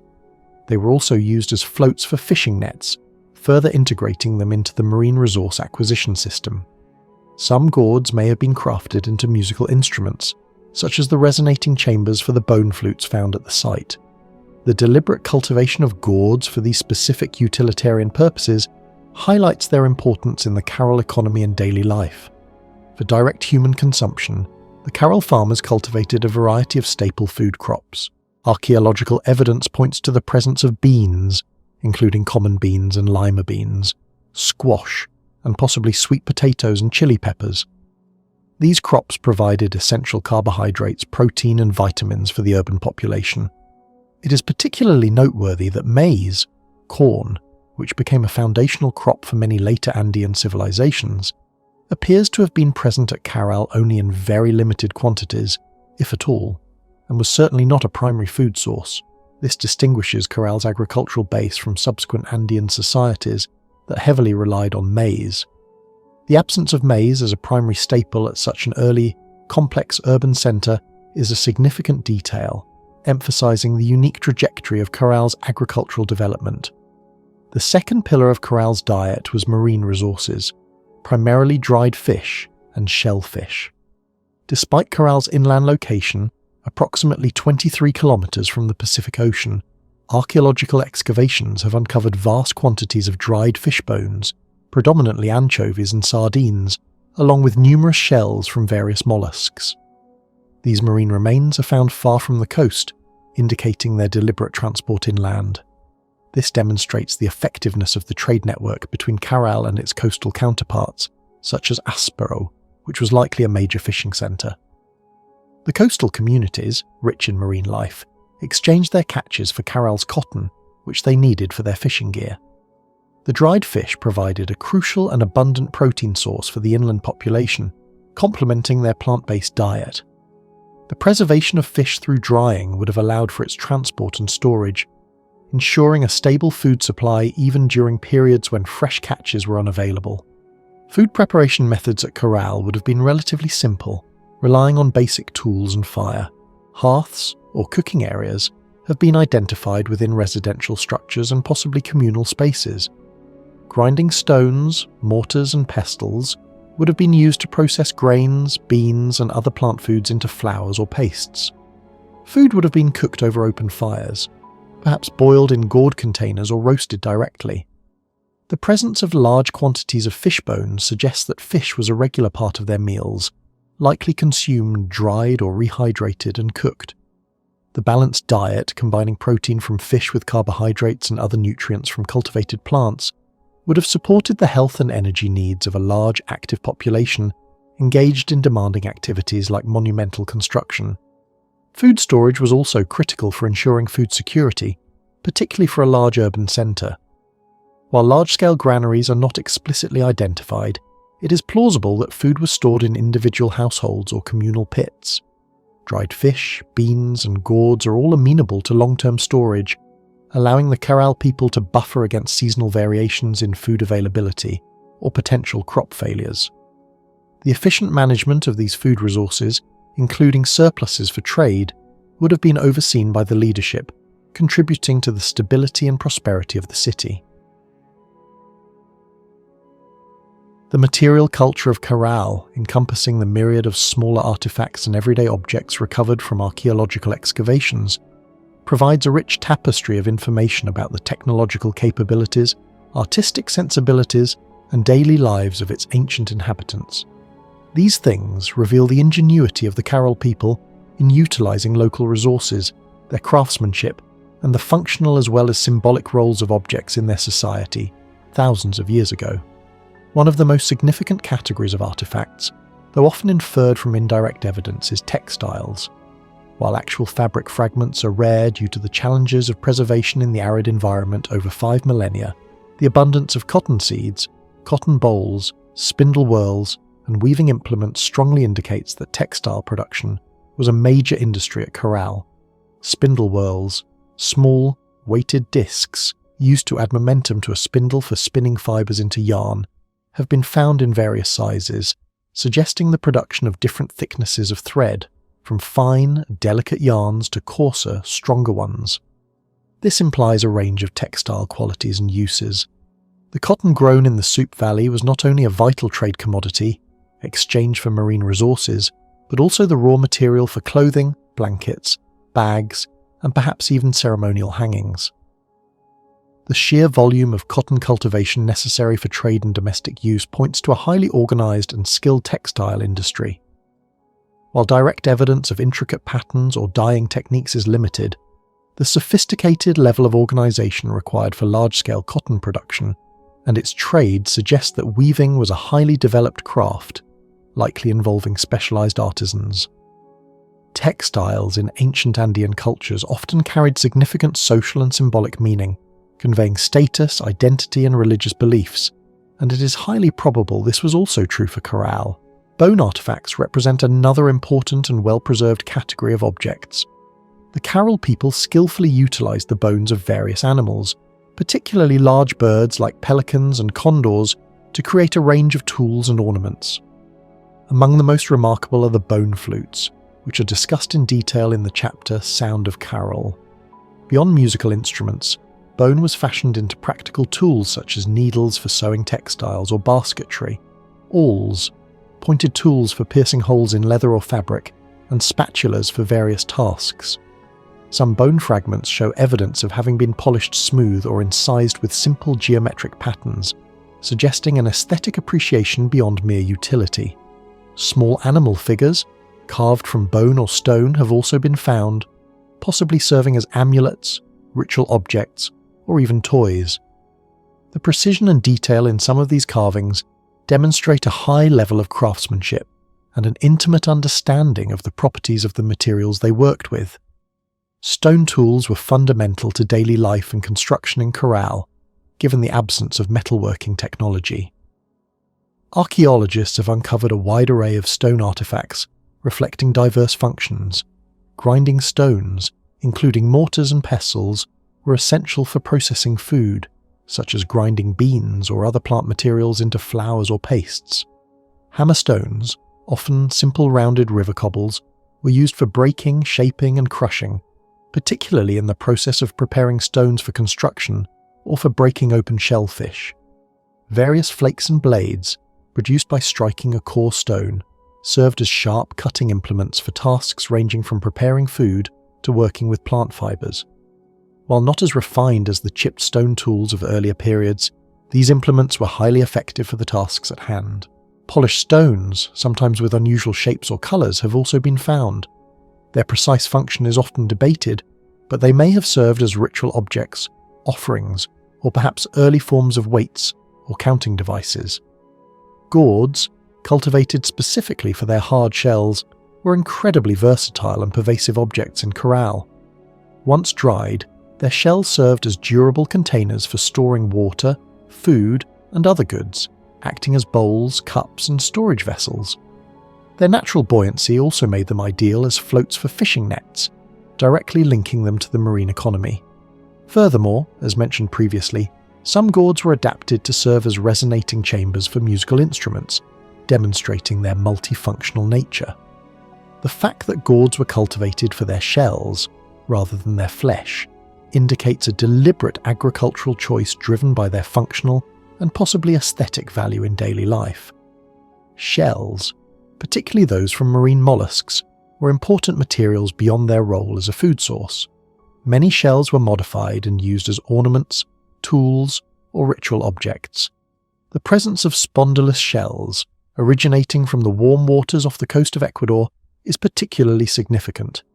These vibrant, spiny shells held immense ritual value in ancient Andean cultures, symbolizing fertility, water, and power. Their presence at Caral indicates that these deeply ingrained beliefs and the long-distance trade networks to acquire such prestige goods were established very early in the region's history. The shells were likely cut, polished, and sometimes perforated for suspension as beads or pendants, signifying status or religious affiliation. Other local shells might have been used as scrapers or simple cutting tools. It is crucial to note a significant absence in Caral's material culture, pottery. Unlike many contemporary or slightly later complex societies around the world, the Caral civilization did not produce fired ceramic pottery. All their containers were made from gourds, stone, or woven materials. This absence is a defining characteristic of the late Archaic period in the Andes and distinguishes Caral from subsequent cultures that embrace ceramic technology. This highlights that urbanism and complex social organization could develop without the presence of pottery, challenging previous assumptions about the necessary components of early civilization. While wood artifacts are less common due to poor preservation in the archaeological record, it is highly probable that wood was used for a variety of purposes, including tools, structural elements in smaller dwellings, and possibly ceremonial objects. The very act of building the large structures would have involved wooden scaffolding or levers, even if these have not survived. The things made by the Caral people, from everyday tools to ritual objects, reveal a society deeply connected to its environment, utilizing local resources with remarkable ingenuity and purpose.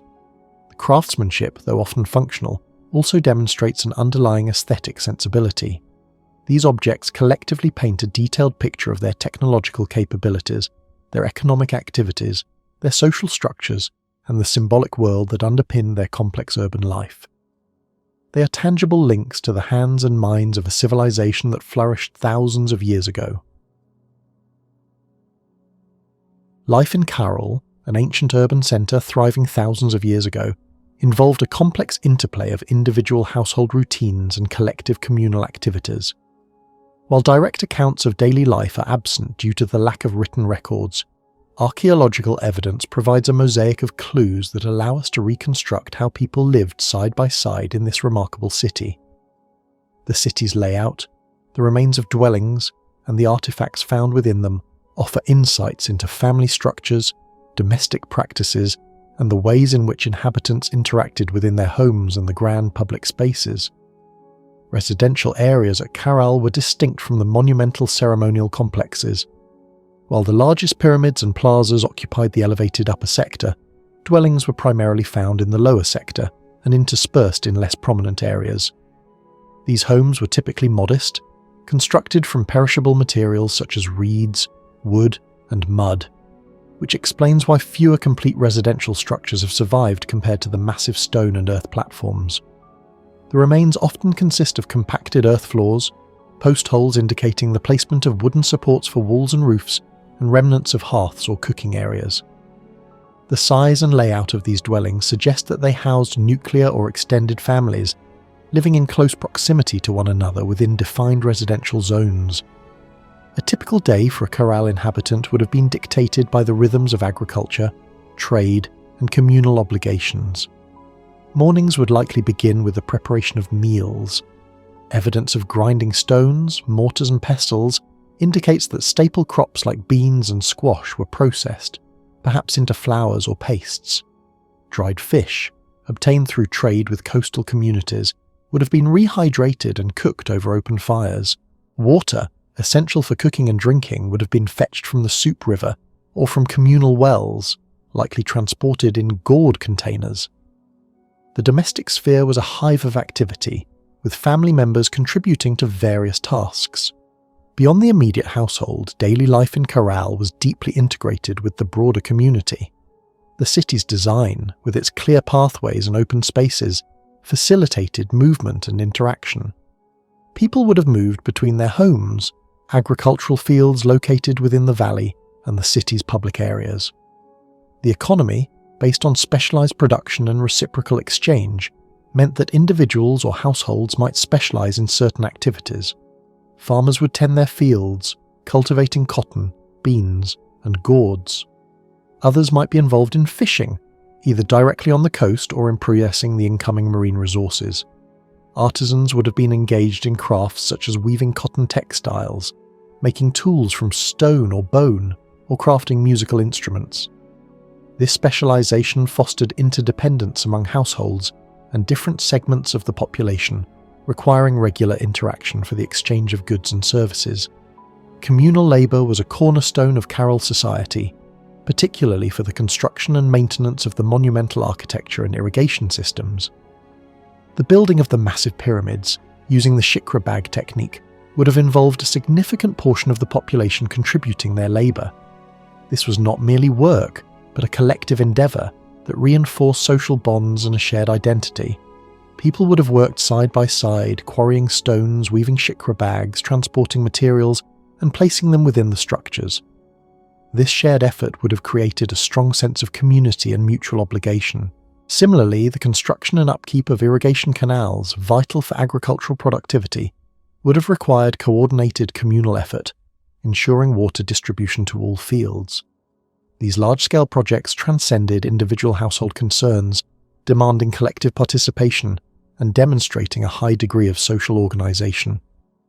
Public spaces played a crucial role in the social and religious life of Caral. These sunken circular plazas, located at the base of the monumental pyramids, were designed to accommodate large gatherings. These were not just empty spaces, but vibrant arenas for ceremonies, rituals, and communal events.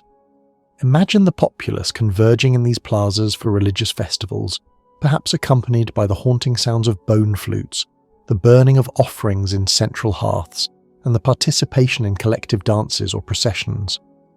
These public rituals serve to reinforce shared beliefs, legitimize the authority of the leaders, and foster a strong sense of collective identity and belonging among the inhabitants.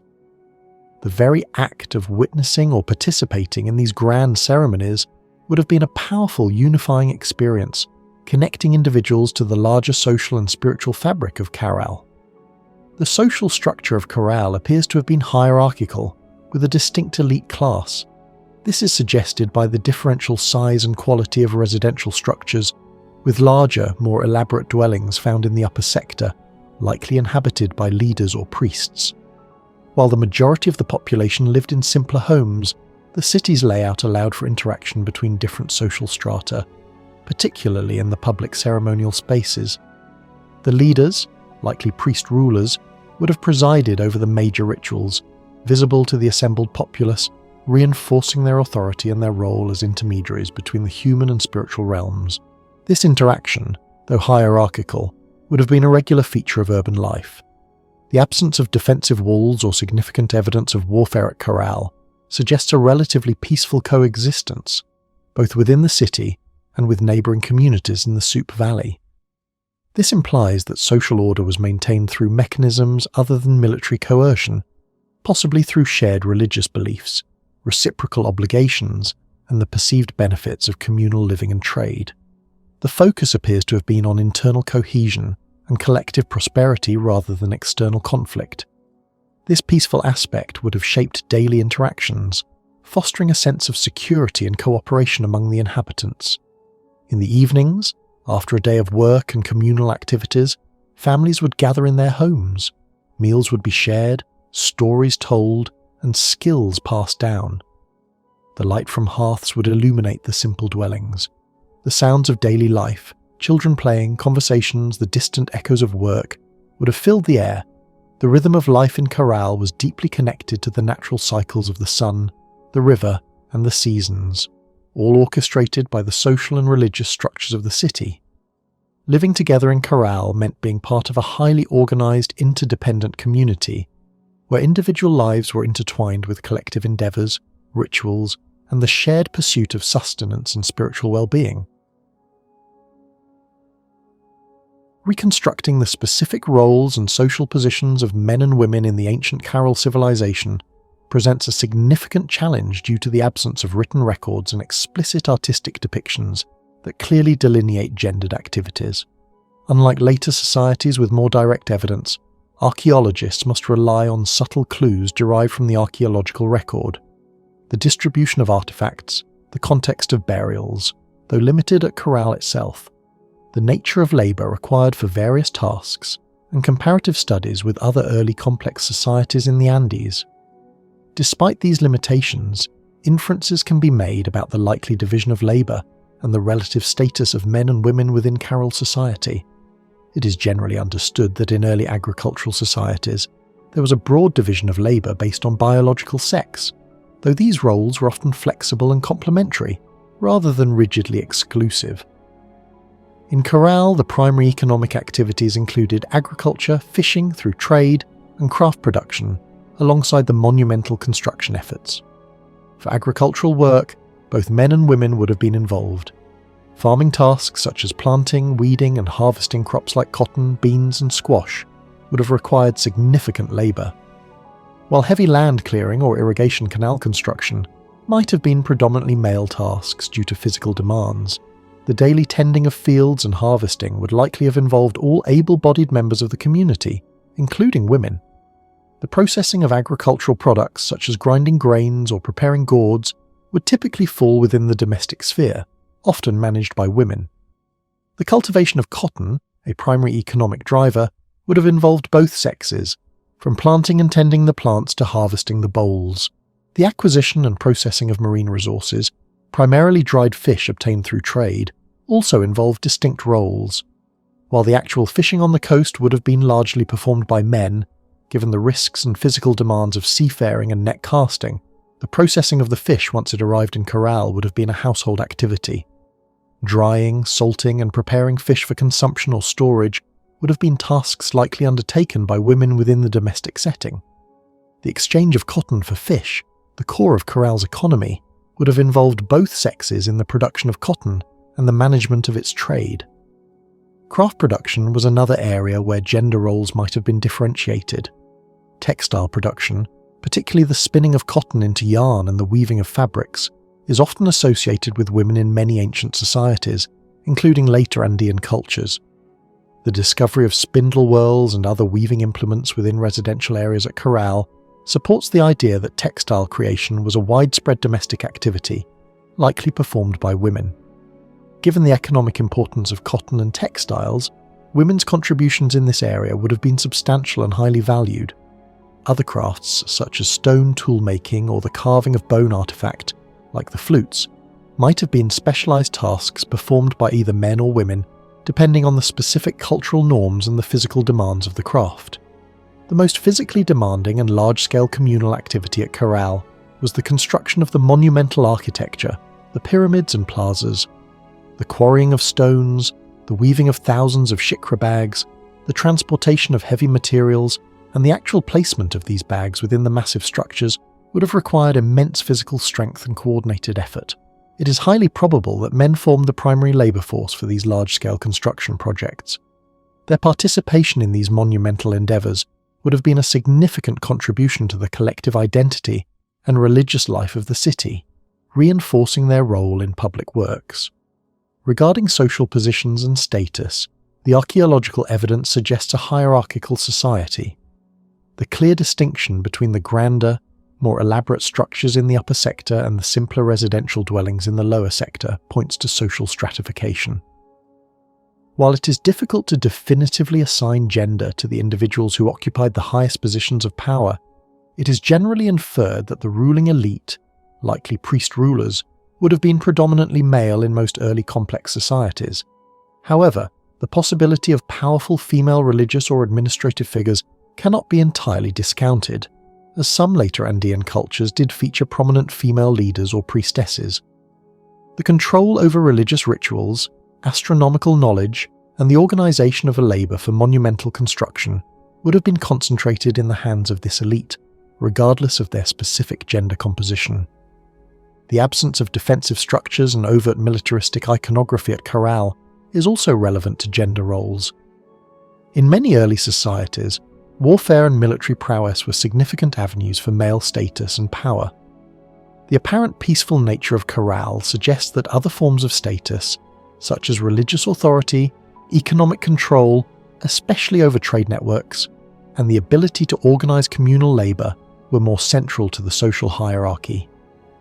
This might have allowed for different pathways to influence and prestige for both men and women, although the specific mechanisms remain unclear.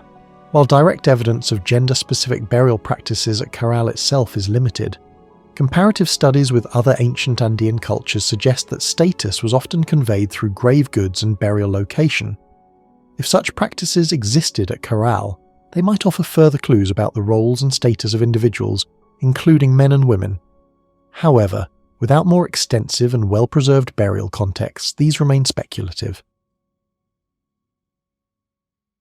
Imagining the life of a child in Caral, an ancient urban centre thriving 5,000 years ago, requires piecing together fragments of archaeological evidence and drawing inferences from what is known about childhood in early agricultural societies. While direct evidence such as children's toys or detailed depictions of children are rare, the presence of a large population, including families, implies that children were an integral part of Caral society. Their lives would have been shaped by the rhythms of daily work, communal activities, and the transmission of knowledge and skills essential for survival and participation in their complex culture. From a very young age, children in Caral would have been immersed in the daily routines of their households. Infants and toddlers would have been cared for by their mothers, older siblings, or other female relatives within the domestic sphere. As they grew, children would have gradually begun to participate in simple tasks, learning through observation and imitation. Their play, while leaving few direct traces, would likely have mimicked adult activities, preparing them for their future roles. Simple objects like smooth stones, small gourds, or discarded animal bones might have served as toys, encouraging imaginative play and the development of motor skills. Children might have played in the open spaces between dwellings or within the courtyards of their homes, under the watchful eyes of adults. As children approached adolescence, their participation in the economic life of the community would have increased significantly. Boys and girls would have learned skills relevant to their anticipated adult roles. For boys, this might have involved accompanying adult men to agricultural fields, learning about irrigation techniques, planting, and harvesting. They might have observed or assisted in the quarrying and transportation of stones for monumental construction, gradually participating in the physically demanding labour of building the pyramids. If their families were involved in trade, they might have learned about the routes, the goods exchanged, and the social protocols of interaction with other communities. For girls, learning would have focused on domestic skills, which were vital for the household's survival and comfort. This would include food preparation, such as grinding grains, rehydrating and cooking dried fish, and managing food storage. Crucially, girls would have learned the highly valued skill of textile production. From a young age, they would have observed and then practiced spinning cotton into yarn using spindle whorls, and eventually learned the complex techniques of weaving fabrics for clothing, blankets, and fishing nets. Given the economic importance of cotton and textiles, these skills were not merely domestic but contributed directly to the household's economic well-being and the city's trade networks. Learning in Caral was almost entirely an oral and practical process. There were no schools in the modern sense, nor was there a written language to convey knowledge through texts. Instead, knowledge was transmitted directly from elders to younger generations through demonstration, apprenticeship, and storytelling. Children would have learned by doing, observing their parents and other adults, and gradually taking on more responsibility as their skills developed. This hands-on approach ensured that essential knowledge about farming cycles, irrigation management, craft techniques, and social customs was passed down effectively from one generation to the next. Beyond practical skills, children would have been educated in the social and religious customs of Caral. They would have participated in, or at least observed, the grand public ceremonies held in the sunken circular plazas and atop the pyramids. These rituals, accompanied by music from bone flutes, would have been powerful learning experiences, teaching children about their community's deities, their spiritual beliefs, and the importance of collective participation. They would have learned the stories and myths that explained their world, their place within it, and the values of their society. The leaders, likely priest-rulers, would have played a central role in this ideological education, reinforcing the social order and the importance of communal endeavours through ritual and narrative. The concept of childhood in Caral would have differed significantly from modern Western notions. Children were likely seen as integral, contributing members of the household and community from a relatively early age. Their labour, even if initially small, would have been valued, and their integration into adult tasks would have been a gradual and continuous process. The community would have provided a collective environment for raising children, with extended family networks and close-knit residential areas, fostering a shared responsibility for their upbringing. The archaeological record, while sparse on direct evidence of children, occasionally yields clues. The sizes of dwellings and the types of artifacts found within them can suggest family units. The presence of small, unbaked clay figurines, while often interpreted as votive offerings, might also have served as simple playthings, reflecting the human impulse for imaginative play even in ancient times. The very existence of a thriving urban centre like Caral for centuries implies successful child-rearing practices and effective mechanisms for transmitting the complex knowledge and skills necessary to maintain such a society. Without a continuous flow of new generations learning and contributing, the civilization could not have endured.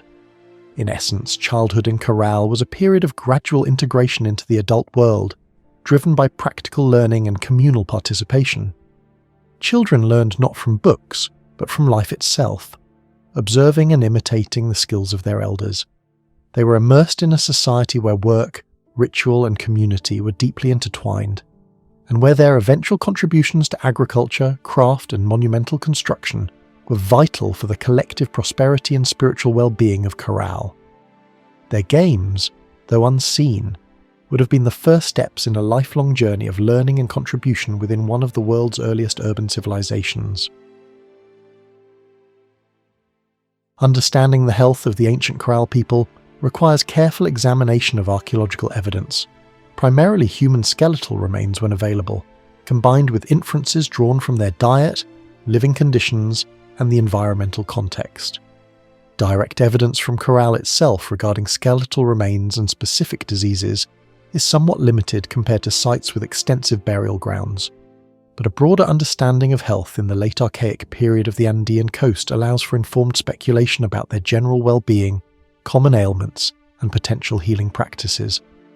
The primary source of information about ancient health comes from osteological analysis, the study of human bones. Bones can reveal signs of trauma such as fractures, evidence of chronic diseases like arthritis, indicators of nutritional deficiencies, and sometimes even the presence of infections. While extensive, well-preserved cemeteries directly associated with Caral's primary occupation have not been unearthed to the same degree as some later Andean sites, what limited skeletal evidence exists from the broader Soup Valley and contemporary coastal sites provides some general insights. These insights suggest that early Andean populations experienced a range of health challenges common to pre-modern societies. One fundamental aspect of health is diet. As discussed previously, the Caral diet was a unique combination of inland agricultural products and marine resources obtained through trade. This dual reliance likely provided a relatively balanced nutritional intake. Protein from dried fish, particularly anchovies and sardines, would have been abundant, while carbohydrates and other nutrients came from cultivated beans, squash, sweet potatoes, and chili peppers. A diverse diet generally contributes to better health by providing a wider range of essential nutrients. However, even with a varied diet, specific deficiencies could arise if certain foods were consumed in insufficient quantities, or if there were periods of scarcity due to environmental fluctuations. For instance, signs of iron deficiency anemia, sometimes visible in porous bone lesions, could indicate periods of inadequate iron intake or chronic parasitic infections. Infectious diseases would have been a constant threat. Living in an urban environment, even one as ancient as Caral, means a higher population density, which facilitates the transmission of pathogens. Simple infections that are easily treatable today, such as bacterial infections from contaminated food or water, could have been life-threatening. Diseases caused by parasites, often transmitted through contaminated water or food, would also have been common. While direct evidence of specific pathogens is rare from skeletal remains, the general living conditions suggest a vulnerability to such illnesses. Basic sanitation, while likely present in some form, e.g. designated waste areas, would not have met modern standards, creating environments where disease could spread. Trauma and injury would have been part of daily life. The physically demanding nature of agricultural work, involving digging, harvesting, and carrying heavy loads, would have led to sprains, strains, and occasional fractures. The monumental construction projects requiring the quarrying, transportation, and placement of large stones and heavy shikra bags would have posed significant risks. Falls from ramps or platforms, crushing injuries, and cuts would have been common hazards for labourers. Evidence of healed fractures on skeletal remains would indicate that while injuries occurred, the community possessed some means of setting bones and allowing for recovery. The lack of extensive signs of unhealed, fatal trauma, particularly from violence, aligns with the evidence suggesting a non-militaristic society. Degenerative conditions, such as arthritis, are frequently observed in ancient skeletal populations, particularly in older individuals. These conditions are typically caused by repetitive stress on joints over a lifetime, common in societies where physical labour is a norm. The bones of older Caral individuals, if available for study, would likely show signs of such wear and tear, reflecting their active lives. Dental health is another indicator.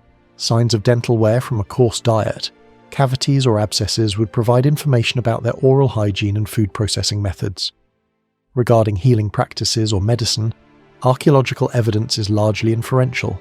Without written records or detailed iconography, we cannot know the specific remedies or rituals employed. However, it is reasonable to assume that the Caral people possessed a practical knowledge of medicinal plants from their environment. Indigenous communities worldwide have a rich tradition of ethnobotany, identifying plants with healing properties. Shamans or healers, perhaps within the priest-ruler class, would have likely been responsible for diagnosing illnesses, administering treatments, and performing healing rituals. These practices would have intertwined physical remedies with spiritual beliefs, as disease was often attributed to supernatural causes or imbalances. The very existence of a thriving urban centre for centuries suggests a degree of success in managing health challenges. A population cannot grow and sustain large-scale projects without a relatively healthy populace and effective ways to cope with illness and injury. This success likely stemmed from a combination of their diverse diet, organised communal living that facilitated resource sharing during times of scarcity, and the collective knowledge of healing practices passed down through generations. The priest-rulers, who controlled astronomical knowledge and the calendar for agriculture, may have also played a role in public health by ensuring the successful production and distribution of food, thereby mitigating the risk of widespread famine or malnutrition. While direct osteological evidence from Caral itself remains limited, the overall picture of health in the late Archaic period of the central Andean coast suggests a population that faced the typical health challenges of their era, but managed to thrive due to their adaptive strategies in diet, resource management, and social organisation. Their understanding of their environment, including its medicinal plants, and their communal support systems likely formed the core of their medicine, allowing them to sustain a vibrant and enduring civilization for thousands of years. One of the most striking and distinctive features of the Caral civilization is the conspicuous absence of evidence for warfare. Unlike many other early complex societies across the globe, Caral does not appear to have been a militaristic state. This stands in stark contrast to contemporaneous or even later civilizations in various parts of the world, where warfare, defensive structures, and military iconography are often pervasive in the archaeological record. The lack of weapons, defensive walls, or signs of fighting at Caral provides a compelling, if unusual, glimpse into the nature of their society. The most powerful piece of evidence for Caral's peaceful disposition is the absence of monumental defensive architecture. Cities and settlements throughout history, especially those of significant size and wealth, typically constructed massive walls, moats, or fortifications to protect themselves from external threats. Think of the formidable walls of Jericho from an even earlier period, or the later defensive structures of Mesopotamian cities.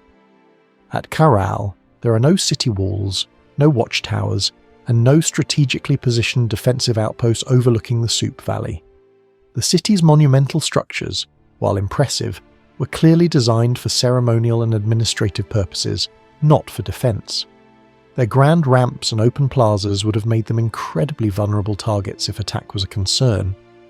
This lack of fortification strongly suggests that the Caral people did not face significant military threats, or perceive a need for extensive defense. Further supporting this hypothesis is the scarcity of weaponry found at the site.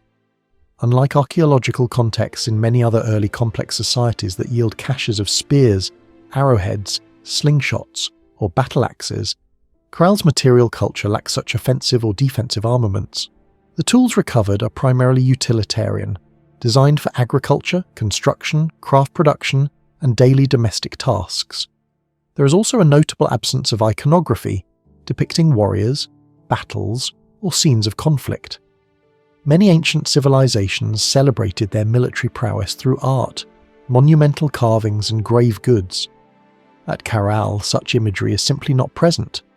The art and objects found instead focus on themes related to music, spiritual practices, daily life, and perhaps symbolic representations of authority that do not involve violence. This apparent peacefulness sets Caral apart from numerous other early civilizations. For instance, in ancient Mesopotamia, from the earliest city-states, evidence of warfare is abundant, including fortified cities, detailed battle scenes on stelae, and texts recounting military campaigns. The rise of city-states there was often intertwined with competition over resources and territorial expansion, leading to constant conflict. Similarly, in Mesoamerica, while early Olmec sites show less overt militarism, later civilizations like the Maya and Aztec were highly militaristic, with extensive fortifications, large armies, and a rich iconography of warfare and human sacrifice linked to conquest.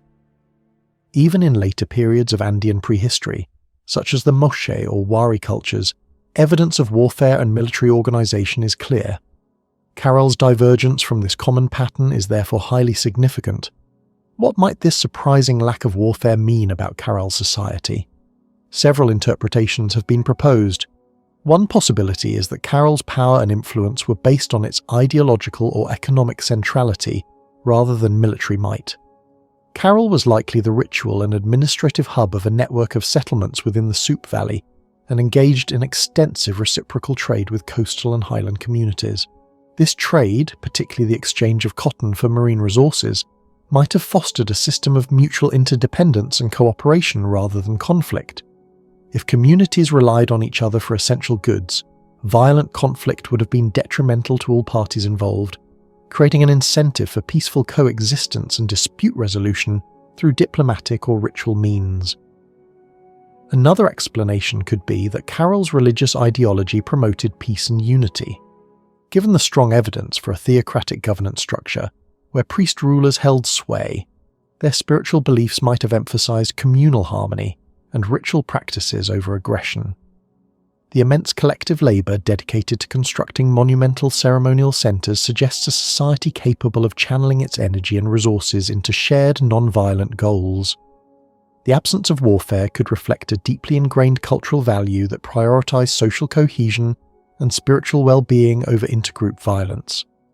The powerful unifying force of a shared belief system and large-scale public ceremonies might have been sufficient to maintain internal order and manage external relations without recourse to military force.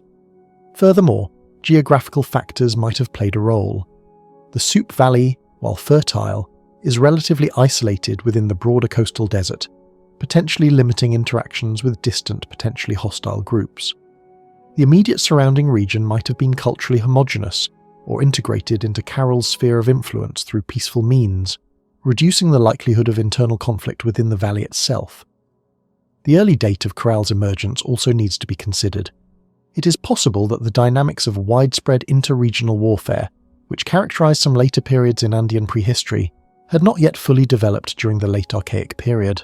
The apparent peace at Caral also has implications for understanding the evolution of social complexity.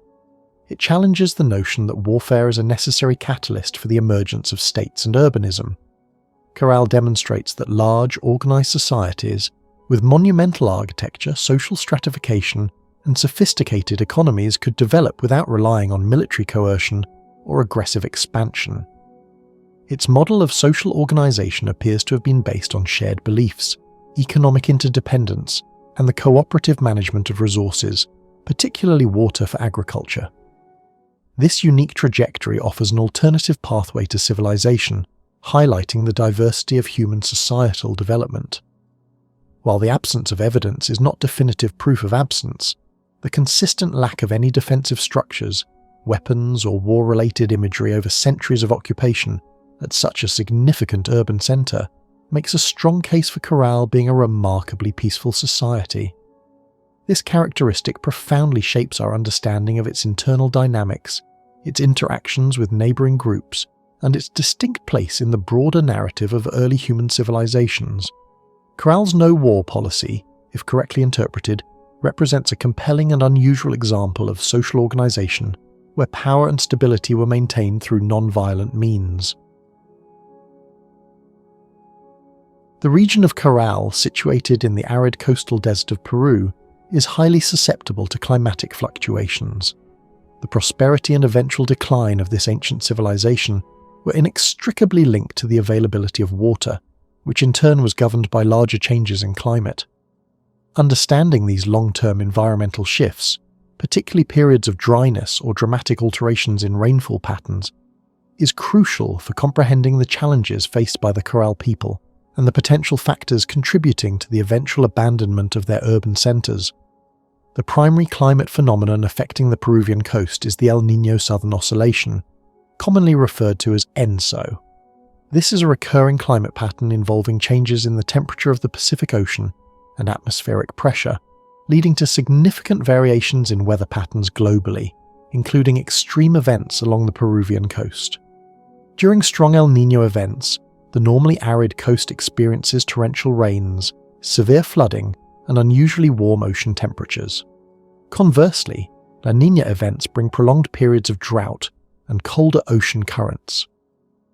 The long-term history of ENSO, reconstructed through various paleoclimate proxies such as ice cores, tree rings, and marine sediment cores, indicates that these events have been a recurring feature of the region for millennia. For the agricultural basis of Caral's economy, water from the Supe River was absolutely vital. The river, fed by runoff from the Andean mountains, provided the necessary water for their sophisticated irrigation systems. During periods of sustained drought, whether caused by prolonged La Niña conditions or other climatic shifts, the flow of the Supe River would have significantly diminished. This would have directly impacted their ability to irrigate their fields, leading to reduced crop yields, particularly for water-intensive crops like cotton and gourds. A sustained period of water scarcity could have resulted in widespread crop failures, threatening the food supply for the large urban population and undermining the economic foundation of their trade network. The impact of such droughts would have been particularly severe for an economy reliant on agricultural surplus for trade. Conversely, strong El Niño events, while bringing water, would have presented a different set of challenges. The torrential rains associated with these events could cause devastating floods in the Supe Valley. Such floods would not only destroy crops in the fields, but also severely damage the intricate irrigation canals that were essential for their agricultural system. Repairing and rebuilding these extensive canal networks would have required immense communal effort and resources, potentially diverting labour from other essential activities like monumental construction. Furthermore, warm ocean temperatures during El Niño events can disrupt marine ecosystems, causing fish populations, particularly anchovies and sardines, to migrate or decline. This would have directly impacted the supply of marine protein, a crucial component of the Caral diet obtained through trade. A dual shock, reduced agricultural output and diminished fish supply, would have placed immense stress on the Caral population. Paleoclimate data suggests that the late Archaic period, during which Caral flourished, from approximately 3000 to 2500 before Common Era, was generally characterized by relatively stable climatic conditions, allowing for the development of complex societies. However, towards the end of Caral's primary occupation phase, around 2000 before Common Era, there is evidence of significant environmental shifts. Some studies suggest a period of increased aridity or more frequent and intense El Niño events around this time. For example, evidence from ice cores in the Andes points to periods of increased variability in rainfall patterns, and marine sediment cores suggest changes in ocean temperatures and productivity. The impact of such climatic shifts would have been profound for Caral. Long periods of dryness would have strained their agricultural capacity, potentially leading to food shortages and increased competition for dwindling resources. More frequent and intense El Nino events would have brought cycles of destructive flooding, followed by disruptions to marine life, creating a volatile and unpredictable environment. The cumulative stress from repeated environmental shocks could have overwhelmed the Caral civilization's adaptive capacities. Their highly specialized economy, while efficient during stable times, might have been particularly vulnerable to disruptions affecting both agricultural and marine sectors. The eventual decline and abandonment of Caral and other major centers in the Soup Valley, occurring around 1800 to 1500 before Common Era, are not fully understood, but environmental stress is considered a significant contributing factor. While social and political factors undoubtedly played a role, a long-term inability to sustain their population through agriculture and trade in the face of persistent climatic challenges could have led to widespread resource scarcity, internal social unrest, and a gradual dispersal of the population to more favourable or resilient locations. Communities might have migrated to smaller, more self-sufficient settlements, or to areas where new agricultural techniques like reliance on maize, which was more adaptable to different microclimates, were developing. The story of Caral and its relationship with changing weather patterns serves as a powerful reminder of the deep interconnectedness between human societies and their environment, particularly in ancient times when adaptive technologies were limited. The innovative irrigation systems and diverse diet of the Caral people allowed them to thrive for centuries in a challenging arid landscape. However, when the long-term climate patterns shifted beyond their adaptive capacity, or when extreme events became too frequent and severe, the very foundation of their urban existence was threatened. Understanding these climatic influences provides a crucial context for the rise and eventual transformation of this remarkable early civilization. The arid coastal desert of Peru, where Caral flourished, is paradoxically subject to periods of intense and destructive flooding. This seemingly contradictory phenomenon is primarily driven by the El Niño Southern Oscillation, a powerful and recurring climate pattern that dramatically alters weather conditions across the Pacific Ocean and beyond. Understanding the impact of strong El Niño events is crucial for comprehending the environmental challenges faced by the Caral civilization and their potential role in its eventual decline. El Niño is the warm phase of the Enso cycle. It is characterized by a warming of the surface waters in the central and eastern equatorial Pacific Ocean. This warming affects atmospheric circulation patterns, leading to significant shifts in global weather. Along the normally dry coast of Peru, a strong El Niño event brings an anomalous increase in rainfall. The typical cold, nutrient-rich Humboldt Current, which usually keeps the Peruvian coast arid, is displaced by warmer waters, leading to higher sea surface temperatures. This warming increases evaporation, and the altered atmospheric pressure systems bring moisture-laden air to the coastal region, resulting in torrential downpours. These rains are often intense and prolonged, far exceeding the capacity of the desert landscape to absorb them. The immediate and most devastating consequence of these heavy rains for Caral would have been widespread flooding. The Soup River, usually a manageable water source, would have swollen dramatically, overflowing its banks. The flat alluvial plains of the valley, where Caral's agricultural fields were located, would have been inundated. This would have led to the direct destruction of crops, including the vital cotton, beans and gourds that formed the basis of their sustenance and trade. Fields would have been submerged, seedlings washed away, and mature plants ruined. The loss of a significant portion of their harvest would have created immediate food shortages for the large urban population, leading to hunger and economic distress. Beyond the fields, the intricate irrigation systems that were the lifeblood of Caral's agriculture would have suffered severe damage. The canals and ditches meticulously constructed to divert water from the Soup River to their fields would have been overwhelmed by the sheer volume of floodwaters. Canal banks would have eroded, sections of channels would have collapsed, and the entire network could have become clogged with silt and debris. Repairing such extensive damage would have required immense communal effort, diverting a significant portion of the labour force from other essential activities, including the ongoing construction and maintenance of their monumental buildings. Repeated, intense flooding events would have made it increasingly difficult to maintain and rebuild these vital irrigation systems, leading to a long-term decline in agricultural productivity. The monumental architecture of Caral, while ingeniously designed for seismic resistance using shikra bags, would also have been vulnerable to the effects of prolonged heavy rainfall and flooding. While the core of the pyramids was robust, the outer surfaces, often faced with rough stones or adobe bricks and possibly plastered with mud, would have been susceptible to erosion. Torrential rains would have washed away plaster and loosened surface stones, requiring constant maintenance and repair. More critically, prolonged saturation of the ground around the base of the structures, or direct inundation by floodwaters, could have undermined their foundations. Although the shikra technique provided flexibility against seismic shocks, sustained waterlogging could lead to a different kind of structural instability, potentially causing subsidence or localized collapses. Residential structures, typically built from more perishable materials like reeds, wood, and mud, would have been particularly vulnerable.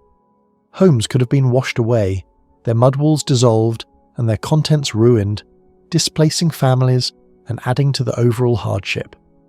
The impact of strong El Nino events extended beyond the immediate valley to the marine environment, which was crucial for Caral's diet and economy. The warming of the Pacific Ocean surface waters disrupts the cold, nutrient-rich upwelling that supports the abundant fish populations off the Peruvian coast, particularly anchovies and sardines. During a strong El Nino, these fish species, which thrive in colder waters, tend to migrate to deeper, cooler waters or to different regions entirely. This phenomenon would have led to a drastic reduction in fish catches for the coastal communities with whom Caral traded. Since dried fish was a primary source of protein for the inland Caral population, a decline in fish supply would have created a severe dietary deficiency, compounding the food shortages caused by agricultural losses. The entire reciprocal exchange system, the economic backbone of Caral, would have been severely disrupted, leading to widespread economic instability. Historical paleoclimate data, derived from sources such as ice cores, marine sediment cores, and archaeological indicators, suggest that while El Nino events have been a recurring feature of the Peruvian coast for millennia, their frequency and intensity have varied over time. Some research indicates that towards the end of Caral's primary occupation period, roughly around 2000 before Common Era, there may have been a period of increased El Nino activity or greater climatic variability. If Caral experienced a series of strong El Nino events in quick succession, or a prolonged period of increased intensity, the cumulative damage and disruption could have been overwhelming. The repeated need to rebuild irrigation systems, repair damaged structures, and cope with chronic food shortages would have placed immense stress on the social and economic fabric of the civilization. The ability of the Caral people to adapt to these environmental challenges would have been critical for their long-term survival. Their sophisticated irrigation systems were a testament to their efforts to manage water resources. However, even the most ingenious adaptations can be overwhelmed by extreme and persistent climatic shifts. The recurring threat of big floods, coupled with potential droughts, as discussed in the Changing Weather chapter, created an unstable environment that constantly challenged Caral's resilience. The long-term impact of these environmental stresses, particularly the devastating effects of strong El Nino floods on both their agricultural base and their vital marine trade, is considered a significant factor in the eventual decline and abandonment of Caral as a major urban centre.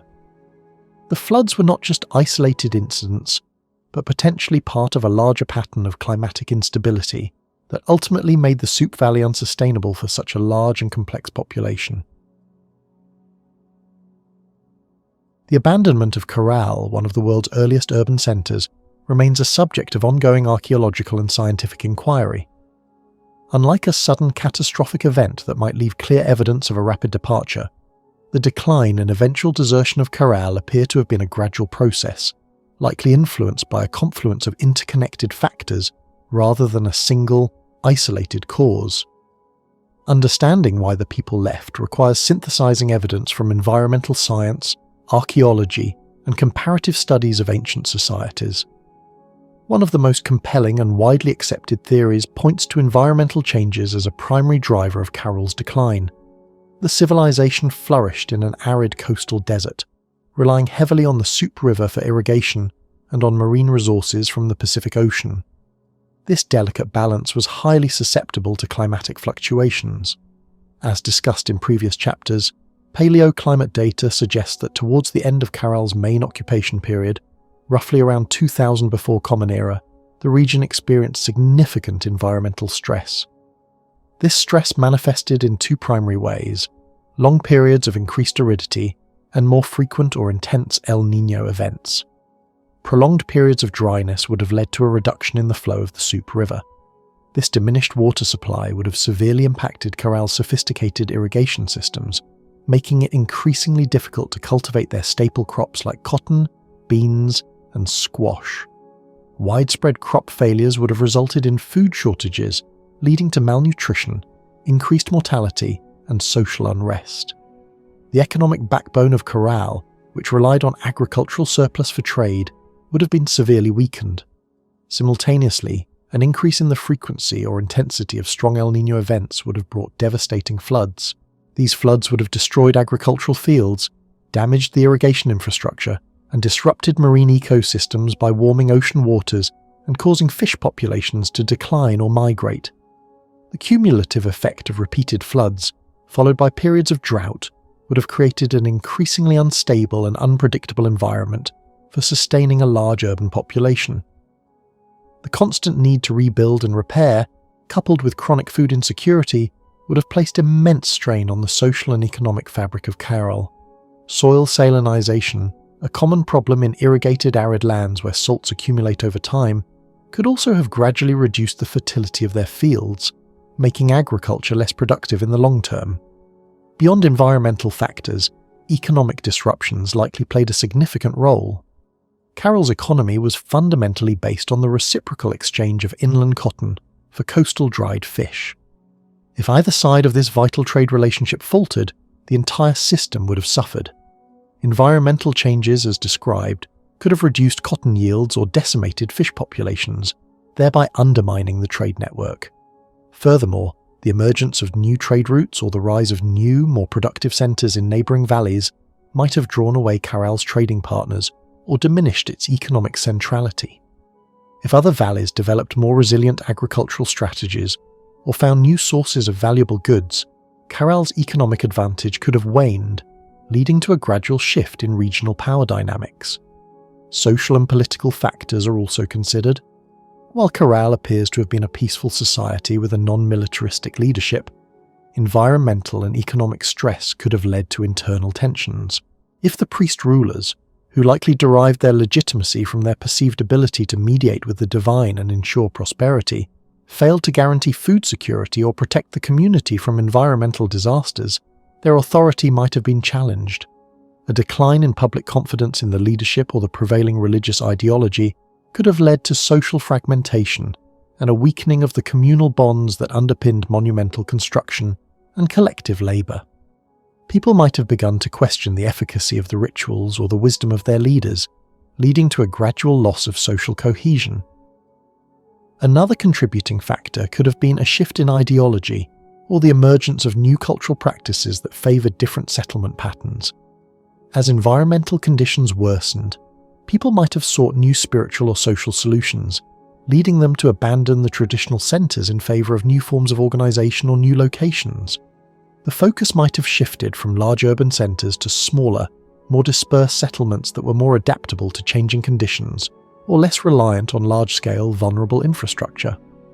It is important to emphasise that there is no archaeological evidence to suggest a sudden, catastrophic abandonment of Caral due to violent conquest or a single, devastating event. Instead, the evidence points to a gradual process of decline and dispersal. This is characterised by a decrease in the maintenance of monumental structures, fewer new constructions, and a general reduction in the intensity of occupation over time. People likely did not leave all at once, but slowly, perhaps over several generations, as conditions in the Soup Valley became increasingly unsustainable. Families or groups might have migrated incrementally, seeking better opportunities or more stable environments elsewhere.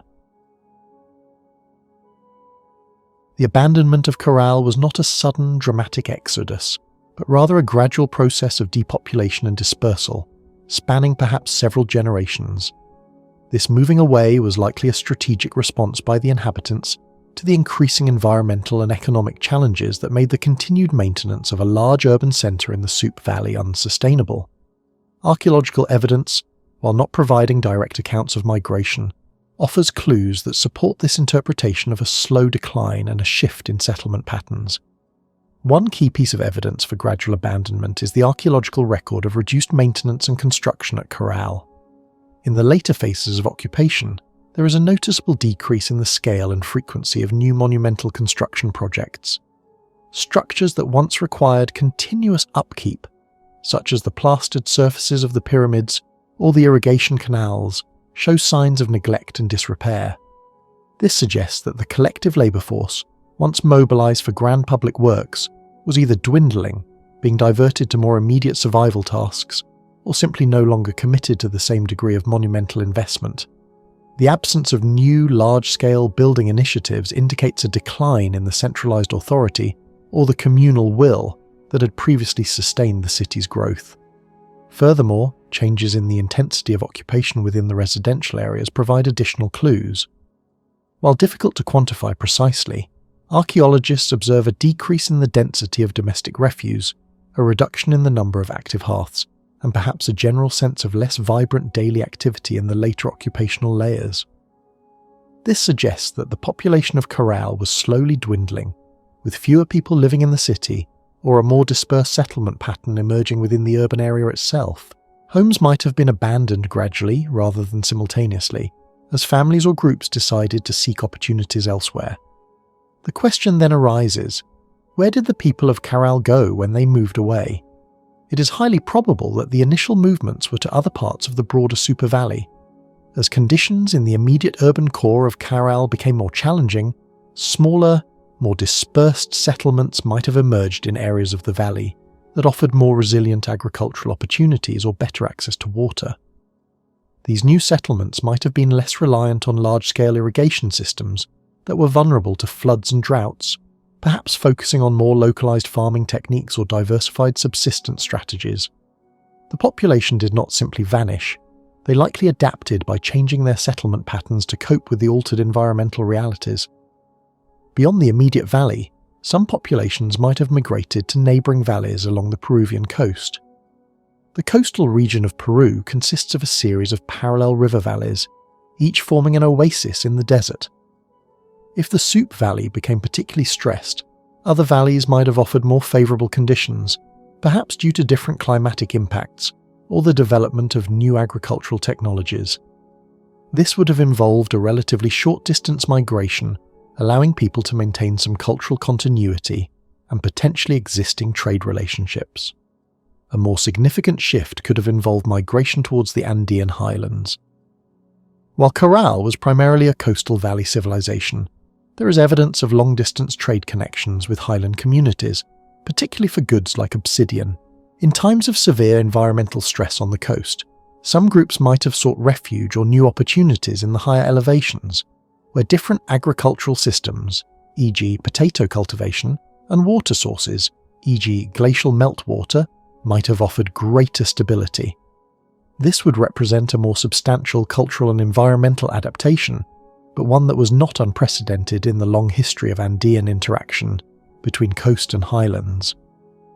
The reasons for choosing new locations would have been pragmatic: the search for more reliable water sources, access to new or more fertile agricultural lands, and opportunities for different types of trade or resource exploitation. The moving away was a survival strategy, a response to a changing environment that rendered their traditional way of life in Caral increasingly difficult. It was a process of adaptation, not necessarily a sign of societal collapse in the sense of complete cultural disintegration. This concept of gradual dispersal and transformation contrasts with the idea of a civilization simply vanishing from history. While Caral as a major urban centre ceased to exist, its people and their cultural legacy likely persisted, albeit in transformed ways. They would have carried with them their knowledge of agriculture, their building techniques, like the shikra bags, which are seen in later Andean constructions, their social organisation, and their spiritual beliefs. These elements would have been integrated into new communities and contributed to the development of subsequent Andean cultures. The vanishing of Caral refers more to the cessation of its role as a dominant monumental urban hub, rather than the complete disappearance of its population or cultural traditions. The process of moving away would have been slow, perhaps occurring over several generations. It would have involved difficult decisions for families and communities, weighing the diminishing returns of staying against the uncertainties of migration.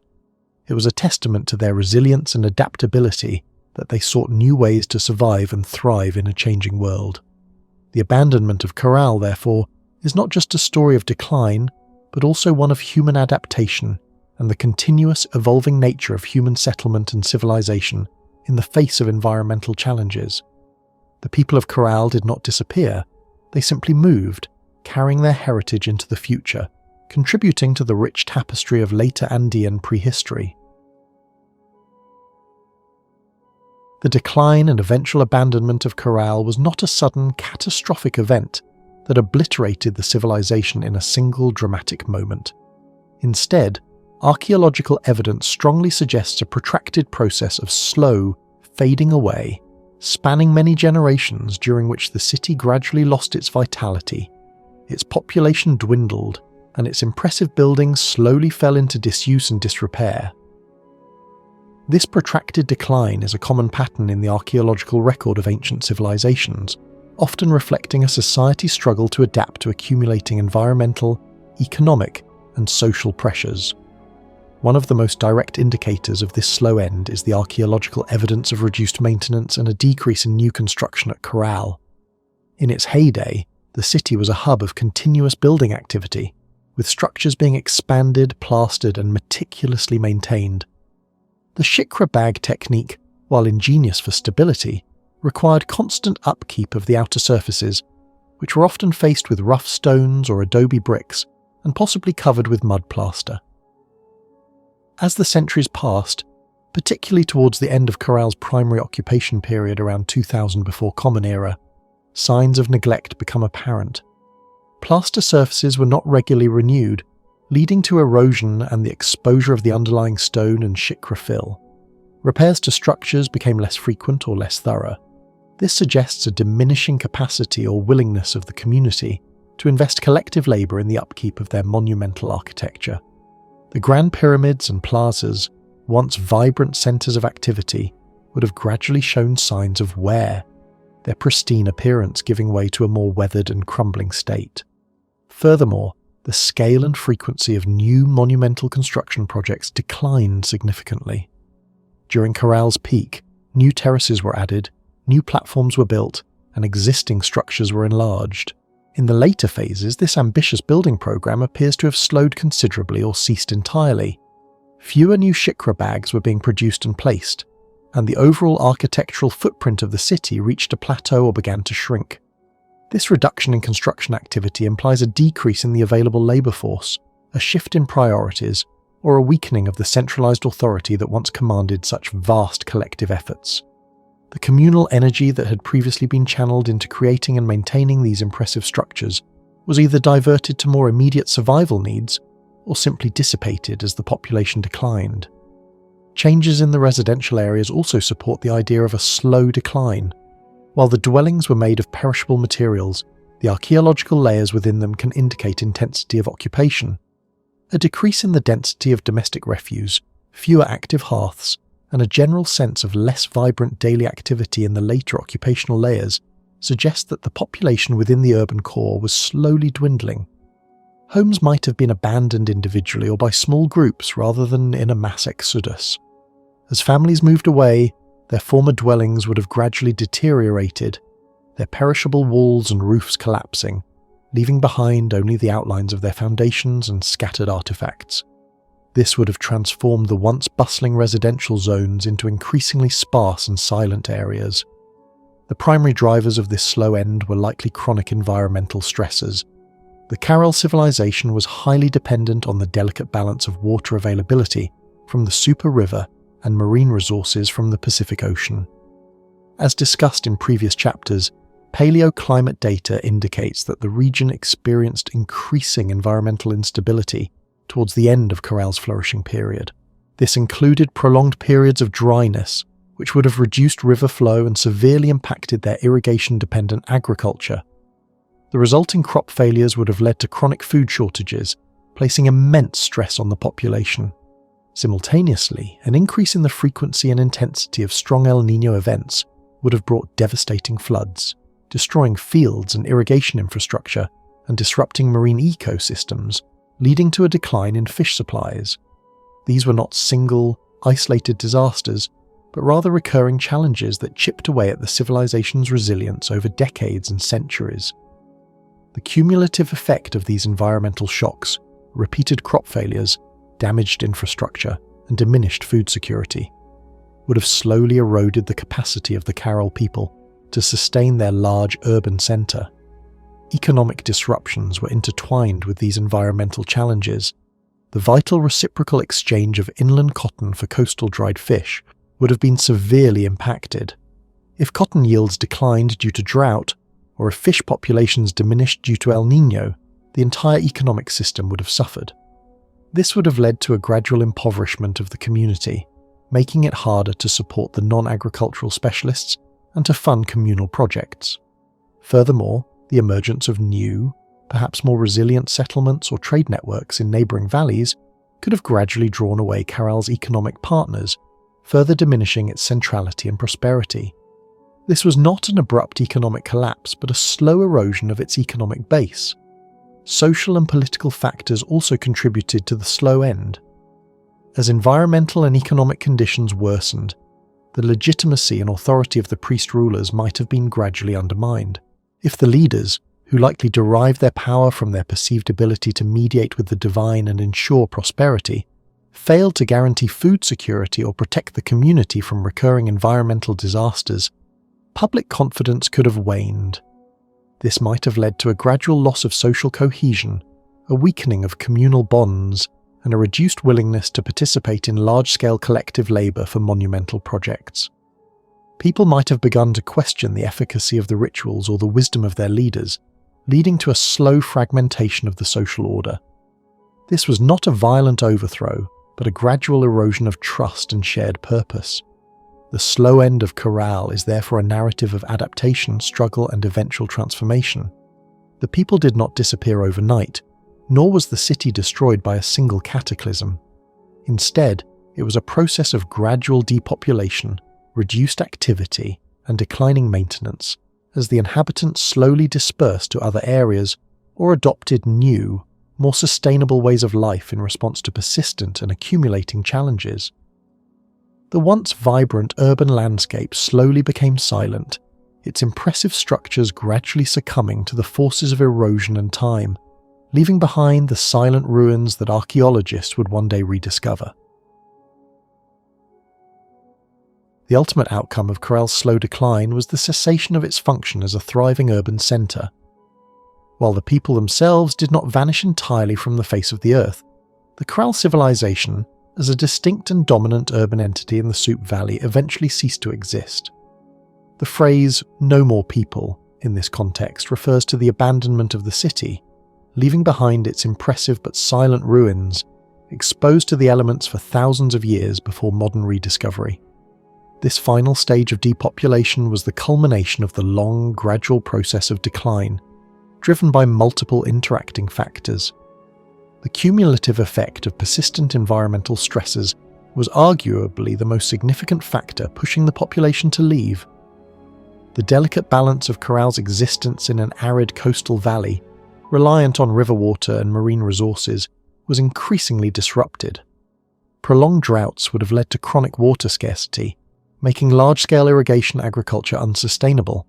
This would have resulted in repeated crop failures and severe food shortages for the large urban population. Simultaneously, an increase in the frequency and intensity of strong El Nino events would have brought devastating floods that destroyed fields and irrigation infrastructure and disrupted the marine ecosystem, leading to a drastic reduction in fish supplies.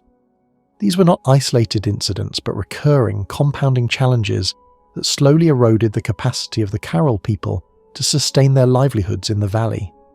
The constant struggle for sustenance, the need for continuous rebuilding, and the unpredictable nature of their food supply would have made life in the city increasingly difficult and precarious. economic disruptions were inextricably linked to these environmental challenges. The vital reciprocal exchange of inland cotton for coastal dried fish, which formed the economic backbone of Caral, would have been severely compromised. If cotton yields declined due to drought, or if fish populations diminished due to El Nino, the entire trade network would have suffered. This would have led to a gradual impoverishment of the community, making it harder to support the non-agricultural specialists and to maintain the complex social structure. The economic incentives for living in a large urban centre, where specialised production and trade were key, would have diminished, encouraging individuals and families to seek more economically viable alternatives elsewhere. Social and political cohesion would also have been eroded over time. The priest rulers, who likely derived their legitimacy from their perceived ability to mediate with the divine and ensure prosperity, would have faced increasing challenges in the face of persistent environmental and economic crises. If they could no longer guarantee food security or protect the community from recurring disasters, public confidence in their leadership and the prevailing religious ideology might have waned. This could have led to a gradual breakdown of the communal bonds that underpinned monumental construction and collective labour.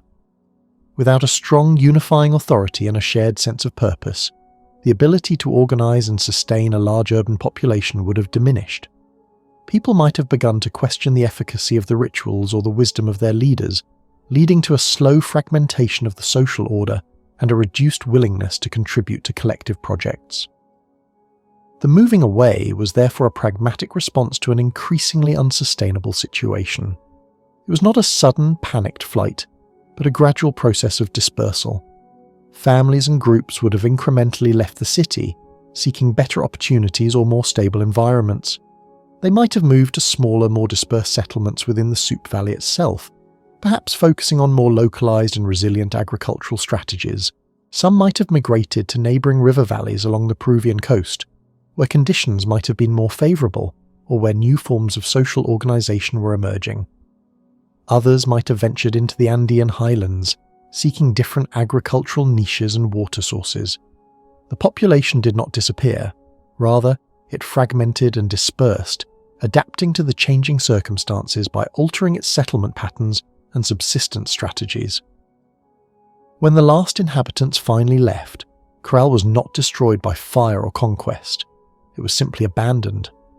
Its grand pyramids and plazas, once bustling with ceremonial activity and communal labour, became silent. The residential areas, once filled with the sounds of daily life, became empty. Over centuries and millennia, the harsh desert winds and occasional rains would have slowly eroded the exposed structures. The mud plaster would have washed away, and the outer facings of the pyramids would have crumbled. Dust and sand would have accumulated, gradually burying parts of the city and preserving others beneath layers of sediment. Vegetation would have slowly encroached upon the ruins. The once vibrant urban landscape transformed into an archaeological site, its impressive structures becoming silent monuments to a forgotten past. For thousands of years, Caral remained largely unknown to the outside world, its existence obscured by the sands of time and the prevailing historical narratives that place the origins of Andean civilization much later. It was only in the late 20th century, with the advent of modern archaeological techniques and radiocarbon dating, that the silent ruins of Caral began to reveal their extraordinary story. The No More People phase was a period of profound oblivion, a long interlude between the flourishing of an ancient civilization and its eventual rediscovery by modern scholarship, allowing us to piece together the narrative of its rise, its unique character, and its slow, quiet end. The decline and eventual abandonment of Caral as a primary urban centre did not signify the end of civilization in the Andean region.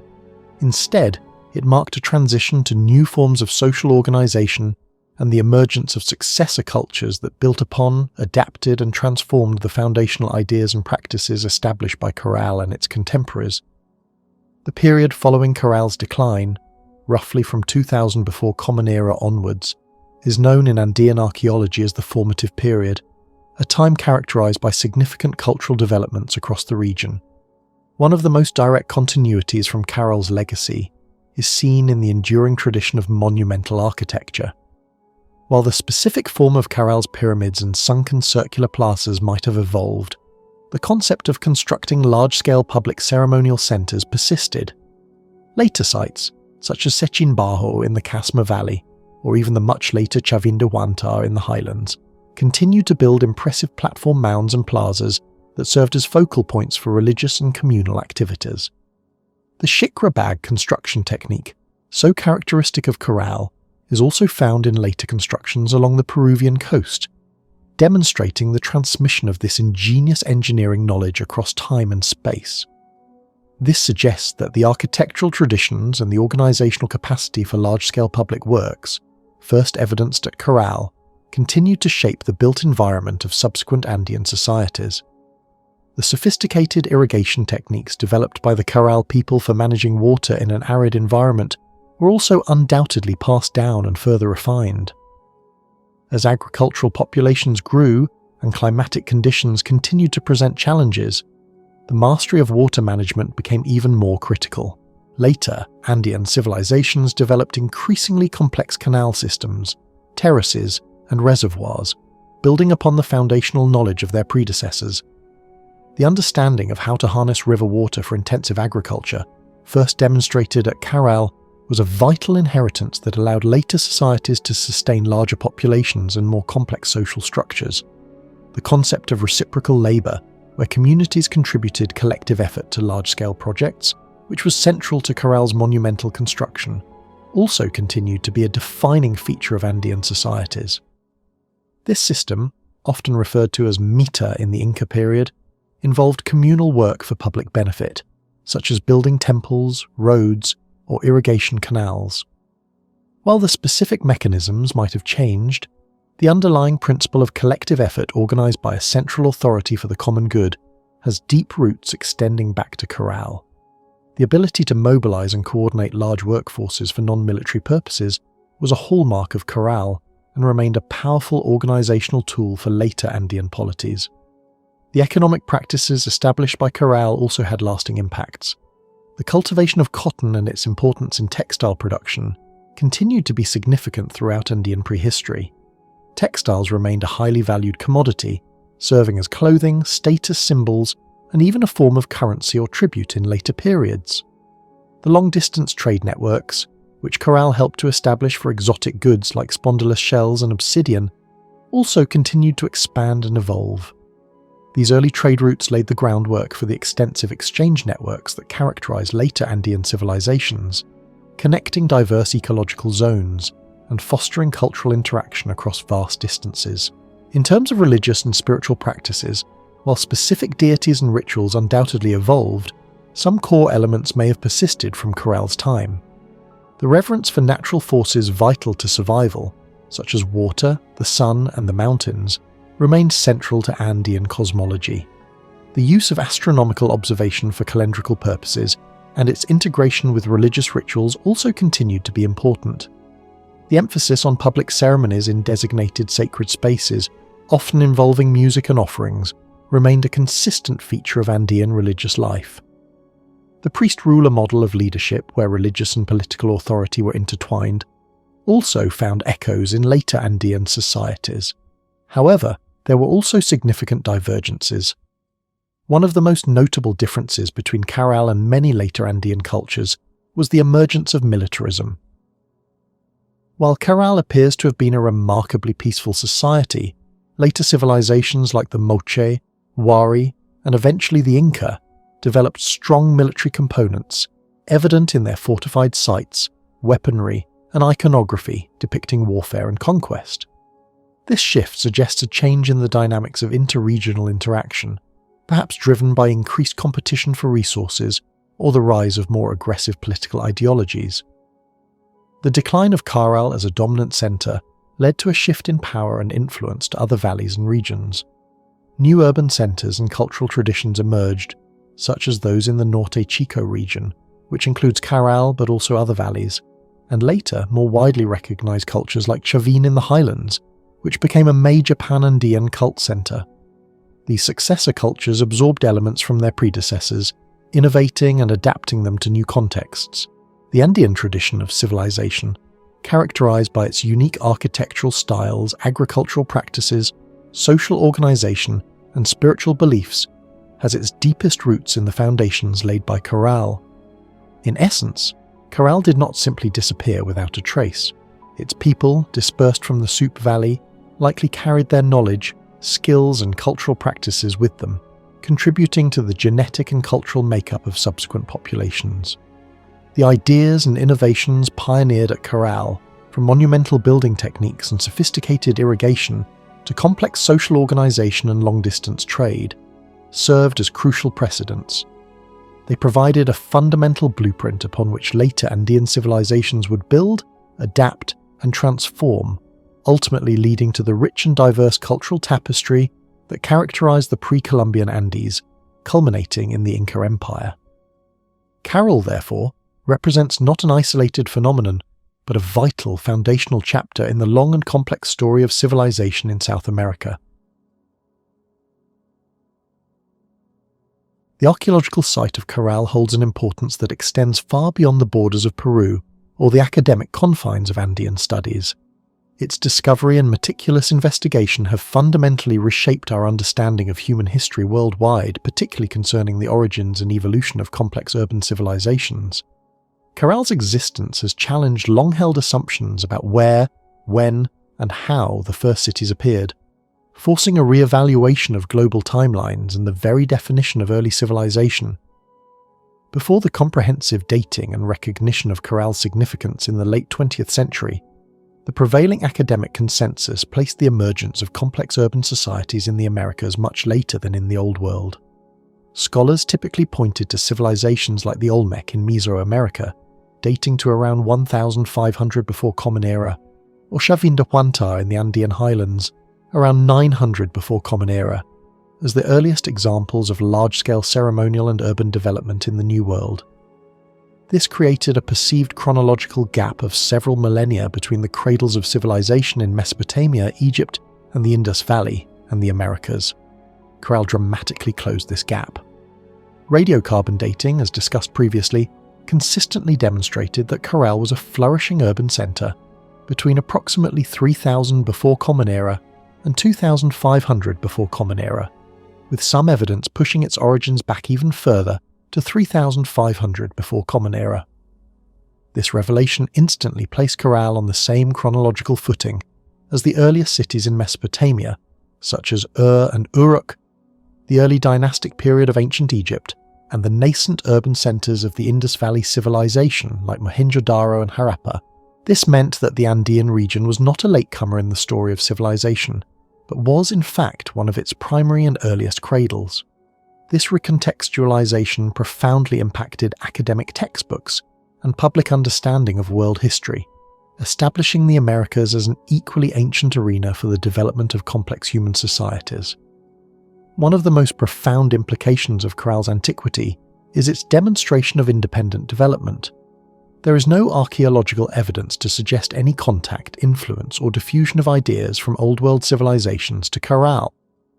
This means that the Caral people independently developed the complex social structures, monumental architecture, sophisticated organizational capacities, and economic systems necessary to sustain a large urban population. This independent emergence challenges diffusionist theories, which often posited that major cultural innovations, including urbanism, originated from a single point and spread outwards. Instead, Caral provides compelling evidence for the polycentric origins of civilization, highlighting that human ingenuity and the capacity for complex social organization arose in diverse geographical contexts across the globe, driven by local conditions and internal innovations. This broadens our understanding of human potential and the varied pathways societies can take towards complexity. Caral also matters because its unique characteristics broaden our very definition of civilization. Many traditional definitions of early civilization included elements like the presence of pottery, metallurgy, writing systems, and evidence of warfare. Caral defies several of these conventional markers. It was a complex urban society that flourished for centuries without producing fired ceramic pottery. Its containers were made from gourd, stone, or woven materials. It developed sophisticated engineering and social organization without the use of metal tools. Crucially, as explored in the No War chapter, Caral shows a striking absence of defensive structures, weaponry, or iconography depicting warfare. This suggests a non-militaristic society, where power and social cohesion were maintained through other means, likely religious authority, economic interdependence and communal labour, rather than military coercion. This challenges the notion that warfare is a necessary catalyst for state formation, or that complex societies must be inherently aggressive. Caral demonstrates that alternative models of social organisation, based on peaceful coexistence and cooperation, were viable for early urban centres. This forces scholars to adopt a more flexible and inclusive understanding of what constitutes a civilization, moving beyond Eurocentric or Mesopotamian-centric templates. The sophisticated urban planning and monumental architecture of Caral further underscore its importance. The city's deliberate layout, with its distinct upper and lower sectors and the precise placement of its massive platform mounds and sunken circular plazas, reveal an advanced understanding of spatial organisation and public space design. The ingenious shikra bag construction technique, which provided earthquake resistance, showcases remarkable engineering skills thousands of years before modern principles were articulated. This level of architectural and urban planning, achieved with relatively simple tools and without the wheel or draft animals, speaks volumes about the organisational capabilities, collective labour, and long-term vision of the Caral people. It provides invaluable data for understanding the evolution of urbanism and construction technologies globally. Finally, Caral matters because it provides the deep roots for later Andean civilizations. Its existence reveals a long, continuous, and indigenous trajectory of cultural development in the Andes, extending back to the late Archaic period. Many of the features seen in later, more famous Andean empires such as the Inca have their precedents in Caral. This includes the tradition of monumental architecture, sophisticated irrigation systems, the organisation of communal labour for public works, and potentially certain aspects of religious belief and social hierarchy. Caral is not an isolated anomaly, but the foundational chapter in a rich and complex story of Andean civilization. By understanding Caral, we gain a more complete and nuanced picture of the entire Andean cultural sequence, appreciating the long indigenous development that culminated in the great empires of the later periods. The ancient civilization of Caral, despite flourishing thousands of years ago, offers remarkably pertinent lessons for modern people grappling with contemporary global challenges. Its rise, unique societal structure, and eventual decline provide insights into sustainable living, peaceful coexistence, and adaptation to environmental change, all of which resonate deeply in our 21st century world. By examining Caral's successes and struggles, we can glean valuable wisdom from a society that faced fundamental human challenges with ingenuity and collective action. One of the most significant lessons from Caral pertains to sustainable resource management, particularly water in arid environments. The Caral people developed sophisticated irrigation systems to divert water from the Sup River to their agricultural fields, enabling intensive farming in a desert region. This mastery of water management was the bedrock of their economy and sustenance. For modern societies facing increasing water scarcity due to climate change and population growth, Caral serves as an ancient example of the critical importance of efficient and communal water infrastructure. Their eventual decline, influenced by prolonged droughts and destructive floods from El Nino events, underscores the fragility of even well-managed systems when confronted with severe and persistent environmental shifts. This highlights the necessity of not only developing robust infrastructure, but also understanding and adapting to the long-term variability of natural resources. Caral teaches us that living within environmental limits and respecting the carrying capacity of our ecosystems is not merely an ideal, but a fundamental requirement for long-term societal stability.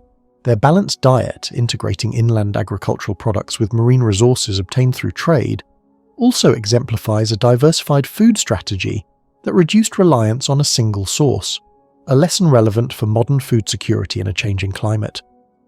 Perhaps the most compelling lesson from Caral is its apparent commitment to peaceful coexistence.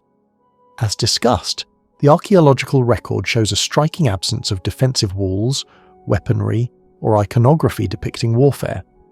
This distinguishes Caral from many other early complex societies that often emerged through conquest and maintained power through military might. Caral's social cohesion and stability appear to have been maintained through other means, likely religious authority, reciprocal economic exchange, and the powerful unifying force of communal labour. The construction of their monumental pyramids, for instance, involved immense collective effort, organised not by coercion but by a shared purpose, perhaps religious devotion or a sense of collective identity. This suggests that complex societies can develop and thrive without constant conflict or aggressive expansion. In a world still plagued by warfare and geopolitical tensions, Caral offers an ancient alternative model of social organisation where power was derived from cooperation and shared beliefs rather than military dominance. It encourages us to consider how societies can channel collective energy towards constructive rather than destructive endeavours. Caral's experience also provides crucial lessons about adaptation to environmental change. The civilization flourished for centuries in a challenging environment, but ultimately faced severe stress from climatic shifts, including increased aridity and more frequent intense El Nino events. Their eventual decline and gradual dispersal were not a sudden collapse, but a protracted process of adaptation. This moving away was a pragmatic response to an increasingly unsustainable situation, demonstrating human resilience in the face of overwhelming environmental pressure. For modern societies confronting unprecedented climate change, Caral's story is a powerful reminder of the need for adaptability. It highlights that even advanced civilizations can be vulnerable to environmental shifts, and that long-term survival may necessitate fundamental changes in settlement patterns, economic strategies, and resource management. The slow end of Caral underscores the importance of proactive adaptation, diversified strategies, and the willingness to transform societal structures when environmental conditions demand it, rather than clinging to unsustainable practices. Furthermore, Caral exemplifies the power of community and collective action. The construction of their monumental architecture and the maintenance of their vital irrigation systems required the coordinated efforts of thousands of people over many generations. This communal labour, organised by a central authority, was a testament to their ability to work together for the common good. In an increasingly fragmented modern world, Caral reminds us of the profound impact that a shared purpose and collective action can have on achieving ambitious goals and building enduring societies. The shikra bag technique, an ingenious engineering solution that provided earthquake resistance, is a prime example of how collective ingenuity, even with simple tools, can lead to remarkable and sustainable innovations.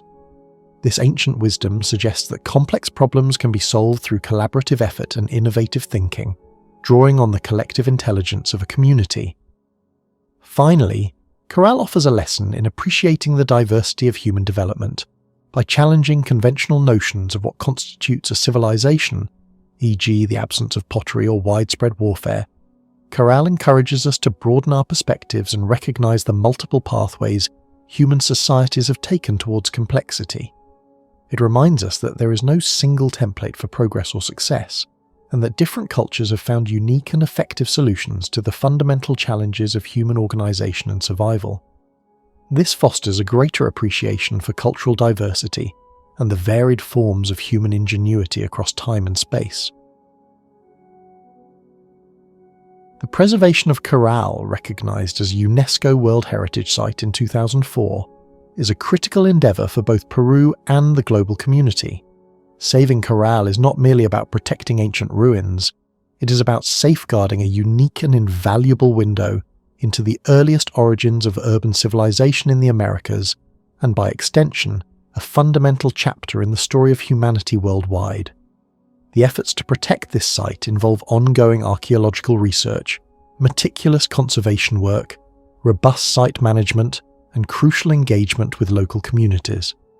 The primary institution responsible for the protection and research of Caral is the Zona Archaeologica Caral, ZAC, directed by Dr. Ruth Shady Solis, the archaeologist who spearheaded its rediscovery and extensive excavation. Their work encompasses multiple facets of site preservation. Foremost among these is continued archaeological research. While much has been uncovered, significant portions of Caral and its surrounding settlements in the Soup Valley remain unexcavated. Ongoing research allows for a deeper understanding of the city's structure, its daily life, its economy, and its interactions with other communities. This research is conducted with careful methodology, ensuring that excavations are documented thoroughly and that the site's integrity is maintained for future generations and future research technologies. The act of excavation itself, when done responsibly, is a form of preservation, revealing buried structures and artifacts before they are lost to erosion or human activity. Conservation and restoration are vital components of saving Caral. The monumental structures, built primarily from earth and rough stones using the shikra bag technique, are vulnerable to natural forces after thousands of years of exposure. Erosion from wind and occasional heavy rains, particularly during strong El Nino events, can damage the exposed surfaces and compromise structural stability. Conservation efforts involve stabilizing these structures, preventing further deterioration, and carefully restoring damaged sections using materials and techniques consistent with the original construction. This includes reinforcing retaining walls, preventing the collapse of terraces, and protecting exposed surfaces. For example, methods are employed to prevent the washing away of remaining mud plaster or the loosening of facing stones. The goal is not to rebuild the city entirely, but to preserve its existing form and ensure its long-term survival for study and public appreciation. Site management is crucial for protecting Caral from various threats. One significant challenge is preventing looting and unauthorized excavation. The archaeological richness of the site makes it a target for illicit activities that destroy invaluable historical context and remove artifacts from their scientific record. ZAC employs site guardians and implements security measures to deter such activities. Another threat is encroachment from modern development, including agricultural expansion or informal settlements. Establishing clear boundaries for the archaeological zone and enforcing regulations are essential to prevent the irreversible destruction of buried remains. Managing visitor access is also part of site management. As a World Heritage Site, Caral attracts tourists, and managing their flow is critical to minimize impact on the fragile ancient structures while allowing for public education and appreciation. This involves developing designated pathways, providing clear signage, and constructing visitor centres that educate without disturbing the archaeological context. The challenges involved in saving Caral are multifaceted. Environmentally, the site remains highly susceptible to the very climatic fluctuations that likely contributed to its decline. Recurring strong El Nino events bring devastating floods that can damage both the ancient structures and the modern infrastructure built for site management. Long-term climate change, with potential shifts in rainfall patterns and increased extreme weather events, poses an ongoing threat that requires continuous monitoring and adaptive management strategies. Economically, securing consistent funding for research, conservation, and site management is a perpetual challenge. Archaeological work is expensive, and maintaining a site of Caral's scale requires substantial and sustained investment from national and international sources. Perhaps one of the most important aspects of saving Caral is engaging with local communities. For centuries, the ruins were simply part of the landscape for the people living in the Soup Valley. Integrating local populations into the preservation efforts is crucial for long-term success.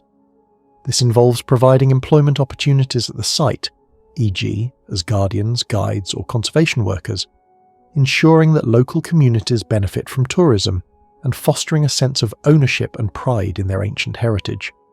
Educational programs for local schools and communities help to raise awareness about Caral's significance and the importance of its protection. When local people feel invested in the site's preservation, they become its most effective guardians against looting and encroachment. Saving Caral for future generations is paramount for several reasons. Firstly, it is a global heritage. As one of the earliest urban centres, Caral offers unique insights into fundamental questions about human organisation, the origins of states, and the development of complex societies. Losing this site would mean losing an irreplaceable part of humanity's collective past. Secondly, it provides a vital case study for understanding human resilience and adaptation. Caral's story of flourishing in a challenging environment and its eventual decline due to climatic shifts offers valuable lessons for modern societies facing similar environmental pressures. Thirdly, the site serves as an ongoing laboratory for archaeological research. As new technologies emerge, they can be applied to Caral to uncover even more secrets, providing deeper insights into its unique characteristics, such as its non-militaristic nature or its distinctive economic system. Preserving the site ensures that future scholars, with potentially more advanced tools, will continue to learn from this ancient civilization.